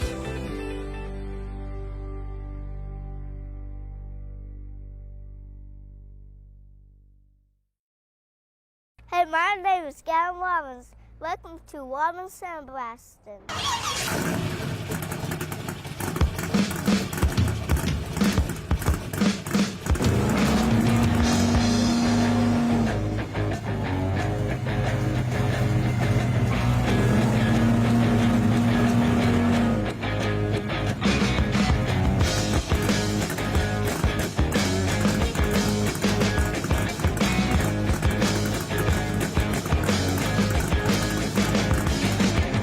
Hey, I'm Michael Robbins. I'm a third-generation sandblaster. Alongside of my parents, Eddie and Shirley Robbins, we are Robbins Sandblasting. In December of 1954, my grandpa, Buddy Robbins, started Robbins Sandblasting. Over the past 65 years, there have been many of cars driven in this driveway. Some have come and gone, others have become friends, but many have become family. With the fourth generation standing here, it's our job to teach them how the rust meets the dust. So from our family to yours, thank you for 65 years.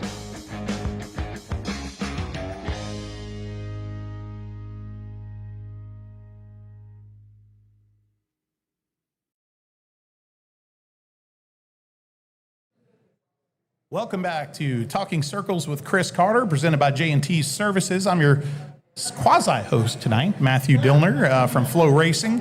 While Chris Carter is having his wrap party here, he's actually out mingling. He's shaking hands, kissing babies, kissing hands, whatever he's doing. Eating some Nate's Ultimate Bar Snack Nuts is Chris Carter. And anyway, so that leaves me and Ryan here at the helm. But Taylor Hodges is here with Bowman Gray Stadium, of course, and Austin Shuford, the general manager of Bowman Gray Stadium, joining us up here. Wait, I got to ask, Taylor, why didn't you get the cheers? I don't know. It's okay. We love Taylor. So first, for the people watching at home, housekeeping. Taylor, what is your job at Bowman Gray Stadium? So I am the ticket and pit pass manager. I deal with all the ticketing operations, pit pass operations, and financial operations. That sounds very serious. Austin, you are the general manager. She does more than that. She does more than that. Yeah. Maybe sometimes. A little bit of everything. Yeah, a little bit of everything. She takes Messer over to sushi restaurants, but anyway. Messer, by the way, we just had Messer on, and you said that I pick on Messer too much. You do. Do I pick on Messer too much? It's bad. It is? So I need to work on that? You do. So I shouldn't say that the sushi roll that he ate tonight that was called a sexy lady roll is his new nickname for at least a month. I told him to eat it seductively. What? I said I told him to eat it seductively, is what I said. Well, hey, Austin, you're, now, 3 years into being at Bowman Gray Stadium, but this year's role, of course, a lot different, especially with the departure of Gray Garrison. If you would grade yourself or the stadium, the operations, as far as this season, a season of ups and downs, but overall a very successful season at Bowman Gray Stadium. How would you do that? That, sir, is a fantastic question. I think, overall, there's so much change and back and forth. It's tough to put an actual grade on it, but we are headed in the right direction. That is the key.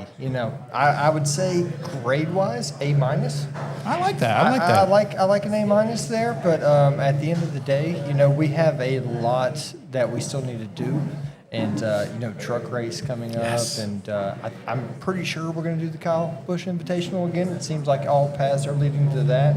And then the weekly side as well. I think we're going to have some changes in some different races and formats from that side. It's going to be great. I'm really looking forward to 2027. So this year, a growing year also with the addition of timing and scoring. Bringing timing and scoring into Bowman Gray is a huge undertaking, but it's also a huge bit of progress for Bowman Gray Stadium. How did that go? And, I know it had, ups and downs as well, but overall, I think everybody is pretty happy with that. I love it. It's so cool to be up there and sit and watch everybody's times and what they have. I think that is the future, obviously. I think a lot of other racetracks kind of picked up on that a long time ago, but, we've done it so long the other way. So we'll see what next year has in store, but I personally enjoyed seeing everybody's times, what they ran. I want to implement it more as much as we can, and it was fantastic, especially towards the end of the year. There were some growing pains here and there. It was funny, I was doing Bert's podcast, and he was like, "Can't you hear it now? Somebody's saying, you got time in the score, you got electric score, and how you get that wrong?" And then Bert was the first one to come up to me and be like, "You got it wrong." And it was like, come on, no, yeah. But managing a racetrack, you're always going to have that because you're always going to have detractors. You just got to do your best and have an honest effort every single week. And speaking of honest effort, not just your job here at the stadium and how you've progressed in your life actually in the past year or so. Tell me about your family's involvement in motorsports, because your dad is somebody that I've always seen in the Pedder area. You're not just some outsider coming in to the Bowman Gray scene. Yeah, so Bowman Gray is my home track. I grew up coming there since I was not even a year old. My dad has worked on race teams as long as I can remember. I think the earliest I remember is him helping Willie Newman back in the day. Yes. So he helped Willie Newman quite a bit back in the day. He also used to be a tire carrier back for Hal Goodson in the Hooters Pro Cup. Oh, I love Hal Goodson, Yeah, man. yeah, so, Darlington, South Carolina. Yeah, so Dad has a long history in racing and motorsports. He also helps out Justin Barger, if you're familiar with him. I think that's how we actually first got introduced, was from Justin and Angel doing dirt track racing back in the day. So he helps him out whenever Justin races still. And now he's still in the pits every weekend helping somebody. So. He's always back on that street stock side of the pits. Yeah. Funny story, Johnny actually helped out with the Clash too. He did.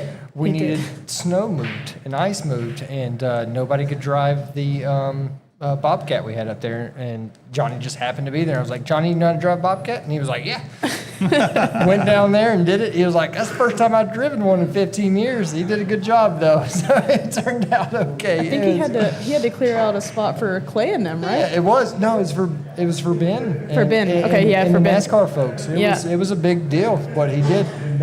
Not knowing what he was doing, but he did a great job. It was funny because we were out there with shovels, just killing ourselves trying to get it off, and I was like, there has to be an easier way. And I saw it just up there sitting with the keys in it, and I was like, oh, okay, there's got to be somebody. And He just happened to be there. God gave us somebody. Thank the Lord for that one. I got to ask both of you, how pumped are you for this Truck Series announcement? Yeah, we had the Clash here 2 years. Last year, because of the weather and the delay, and it just didn't feel like it was really what Bowman Gray's about. And I've always thought that if we brought a national series, a top 3 national series that is, to Bowman Gray, that having it somewhere in that season to where it's like when Bowman Gray is at its best and the track is hot and greasy and the fans are there and it's the summer, tell me how excited, we'll start with you first, are you for this event? I'm excited for it because, I think I have always said I think it would be cool to have trucks there. I've said that for a couple of years, and I know Peter, who was on earlier, has been saying that for a while as well. I just think it's cool to be a part of something new, like historic. I've been a part of a lot of historic events. I was able to work, the All-Star race coming back to North Wilkesboro and just different things. So this is going to just be another thing to add off on my my little checklist, my little bucket list. So I'm excited for it. Obviously, you have to be overjoyed. Of course, it's a major undertaking with your staff and whatnot, but this is having a national series race put a spotlight on grassroots short track America's most unique venue has to be a great opportunity. It is, honestly. And I can't think of a better series than the trucks to come in. Physicality. To be honest with you, exactly for that reason. And the first time it's ever happened, going back to Taylor's point, it's history again. Doing the Clash twice in a row and seeing how great it was. I mean, second time it was definitely tougher than the first, but it was still a great event. And watching all the fans come out and how loyal our fans are, it's insane. Even the guys standing last Saturday in the rain, absolutely getting drenched on. We have the best fans in the country. There's no doubt about it. Even though they sometimes like to boo me on Saturday, it's okay. Hey, Gary Bettman, he's the NHL commissioner. He gets booed every time he's introduced. I haven't heard that level. I haven't heard that level of boo, so you're all right. I want to ask you one quick thing, and I didn't tell you this, but I wanted to ask you about this, and I hope this is okay. But Bowman Gray Stadium is a place that's just steeped in history and tradition, okay? Some of that tradition from an outside point of view, right? For somebody that isn't a lifer, or heck, I'm like a 25, 26-year-old year guy now. Some people just don't understand it from the outside. How much of that was a learning process for you to make sure in your role you're doing the things that you need to do without changing too much of that core? Because we had a little bit of a story at the beginning of the year with the national anthem, the file being, possibly lost. But then we found it, the things that people don't think are on the scorecard that mean something really do at Bowman Gray, don't they?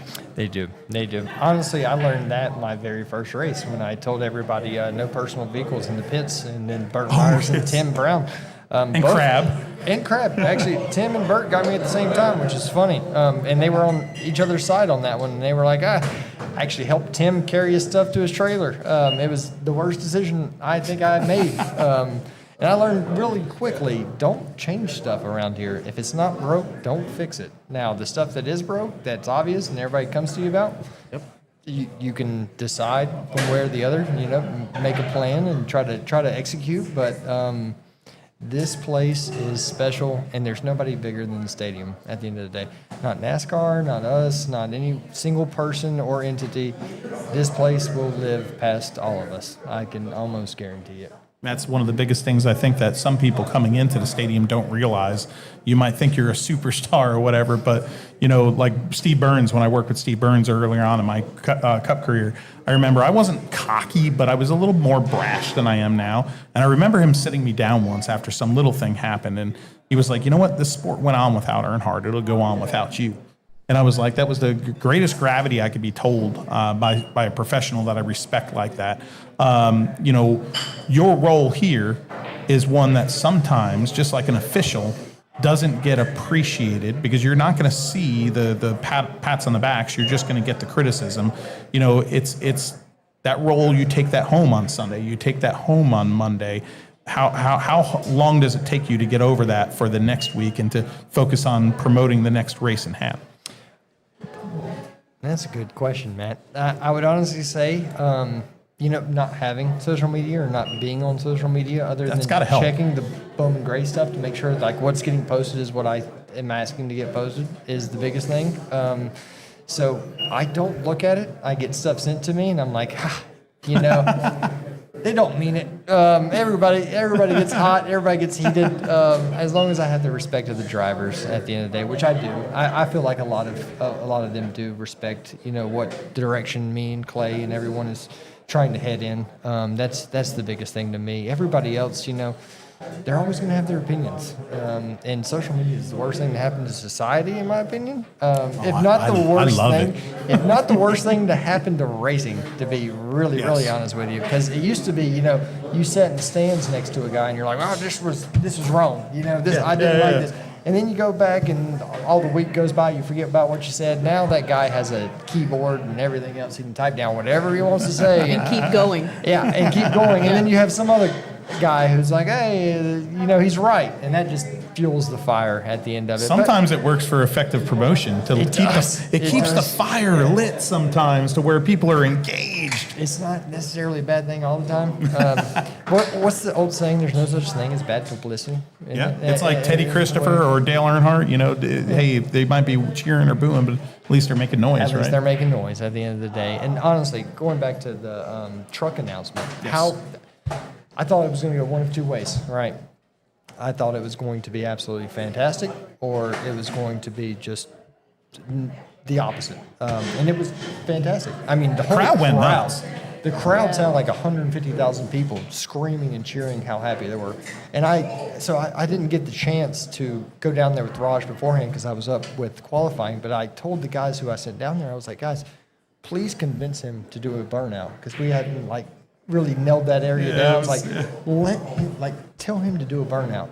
Not only did he do a burnout, he did it in every corner. I went and saw him afterwards, and I shook his hand. I was like, thank you so much. Well, it meant so much to have a guy from Winston-Salem State University, to be there. Exactly. That tie-in right there meant the world to a faction of people that are Bowman Gray Stadium followers or students from Winston-Salem that were there. Exactly. So we got a comment from chat for Austin. It's from the Crown Vic Super Series, Crown Vic Outlaw Super Series. They want to say thanks for having us this season. We had a lot of fun. Honestly, the Crown Vics are fantastic. That was awesome. Tony and his crew, he is a stand-up guy. He texted me the other day, I think before he came on Chris's show, and was like, can I announce that we're coming back next year? Is that okay? I was like, yeah, go ahead and put that down.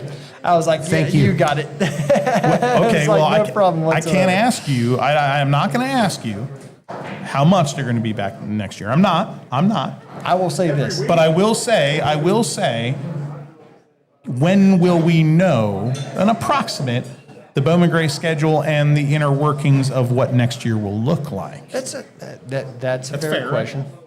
So, the Clash kind of held up so much time because it was in February, and then you don't want to announce our stuff with the Clash because it gets overlooked by the Clash. But now that the Clash isn't coming back, I think we go back to how the family used to do it with Graham, Dale, and Lauren.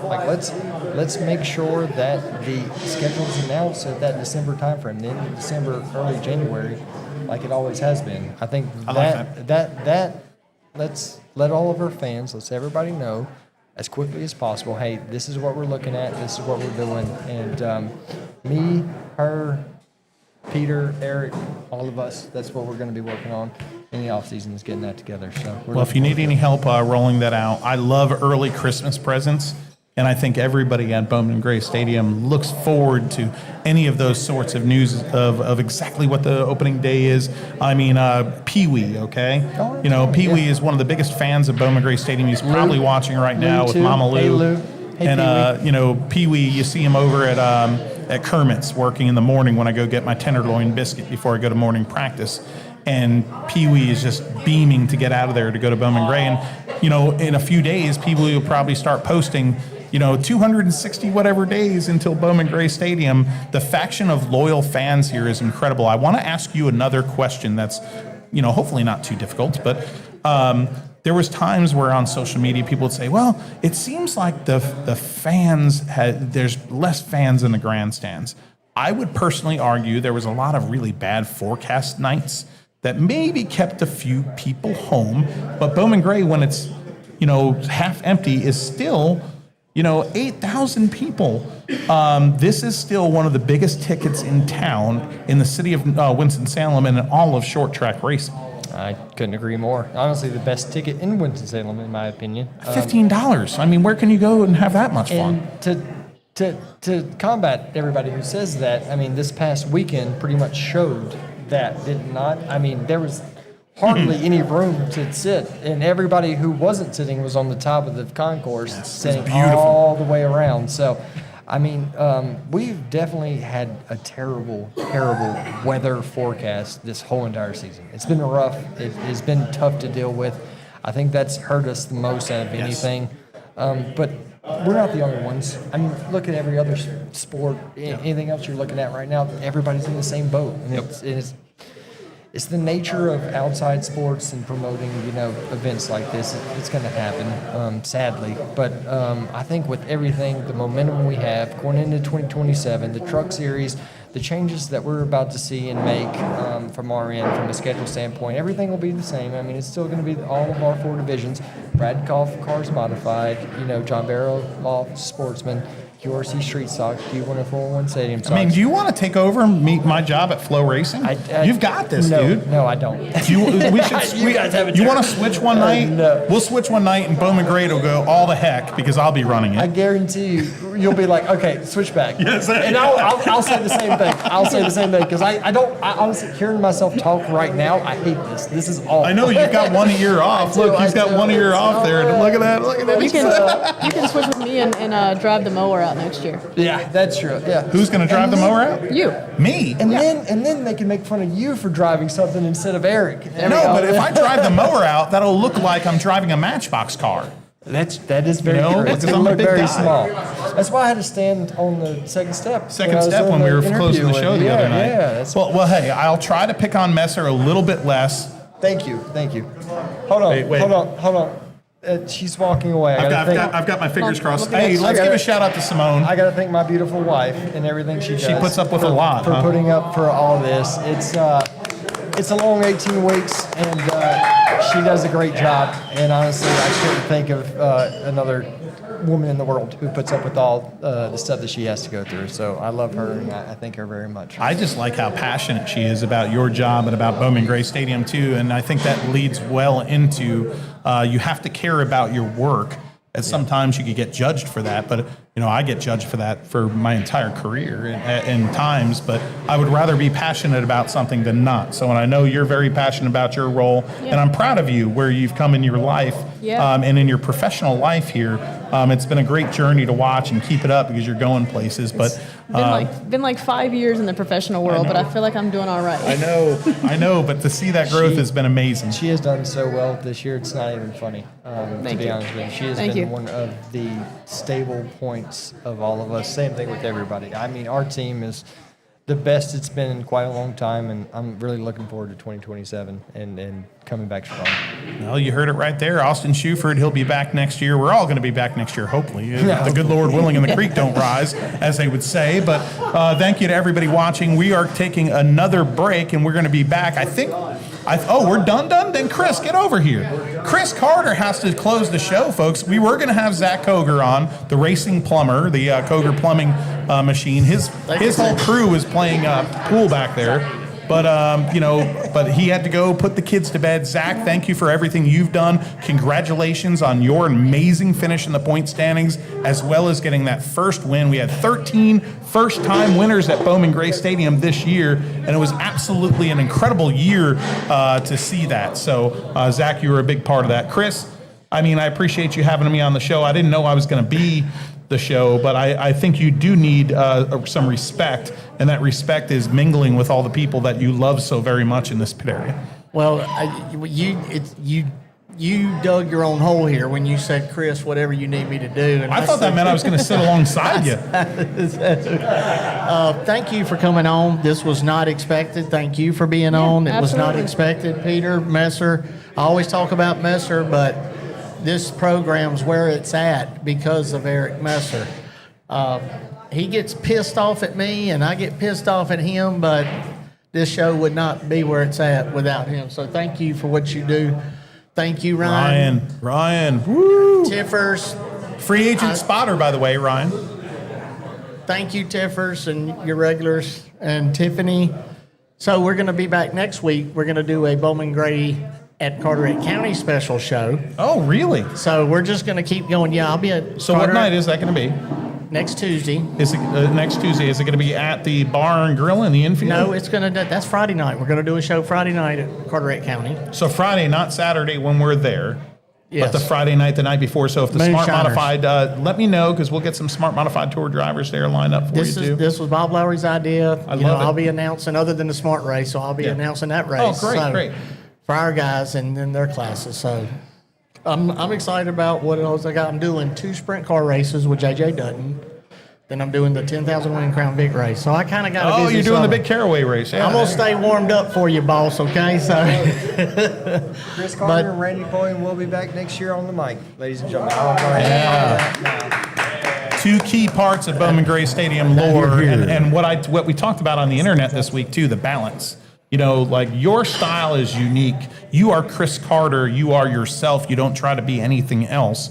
Randy Pulliam is the same way. He's that classic style of Bowman Gray that we all grew up and loved. You're that, hey, I'm going to pump this place up and let's light the fuse type guy. Yeah. And the balance is wonderful. I appreciate it. And thank you for saying that. That makes me feel good. All right, I'm not announcing no more this year. I'm done. I don't want to push the envelope. I will be at Carteret County Speedway as well with the Smart Modified Tour. You can catch half the work I do on Flow Racing. Yep. Make sure you subscribe and watch and reach out if you're a fan on Facebook. Reach out if you're not a fan. Reach out as well. Thank you, Matthew, all of y'all. Thank you, Ryan. thank you, guys. And thank you to all of our sponsors and listeners. I almost said we'll be seeing y'all at Bowman Gray. Yes, sir. I just want to say one thing, too. It's nice not to hear myself. Thank you to Flo, Matt, James, Jacqueline, Stricker, D'Lo, Ryan, Will. Bob, my brother. Bob, Yeah, I'm just kidding. Bob. I'm missing a few. Y'all do a great job over there. Thank you to all my great staff, Taylor, Peter, Eric, Chris, Randy, all my scorers, all my officials, track maintenance, Jimmy Brown. Absolutely, I could not do it without Jimmy Brown. There's no way in the world. So I want to thank every single person, all the fans, all the sponsors for making this happen. It wouldn't be able to come together without you guys. So I love you all, and I appreciate you all, and looking forward to 2027 with you. Carter. One more. One more person, Tina Potter. Yes. Potter has Tina, been. I'm so sorry, Tina too. Thank you, Taylor. Tina has been a huge help to me personally going through this season. So she's helped me a ton. I know she's helped Austin out as well. So I want to give a thank you to Tina. All right, folks. For Chris Carter, I'm Matthew Dillner. I always like to close out the broadcast in a very traditional way that Ned Jarrett did years ago. God rest his soul. Then my brother picked up on that, and years ago we paid tribute to that, and we would say, until next time, we'll see you at the races. You'll be the last thing running through my head. Not the only one that feels this broken and bitter dead. Oh.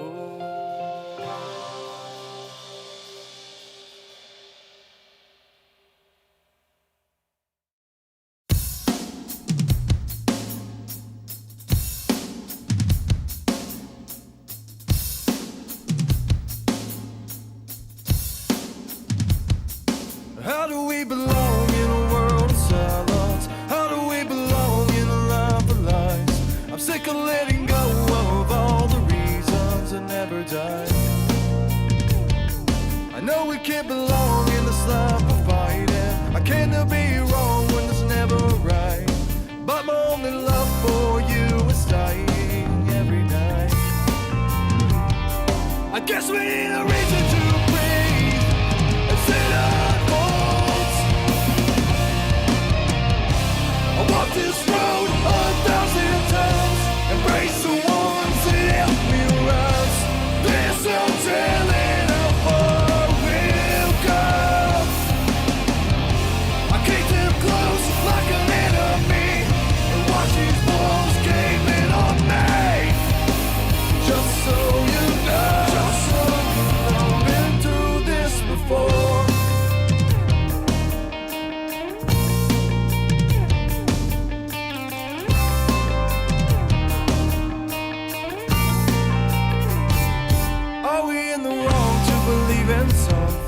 I'm the only one that can live my life. Catch me when I fall just to remind me of another time. The pain and letting go.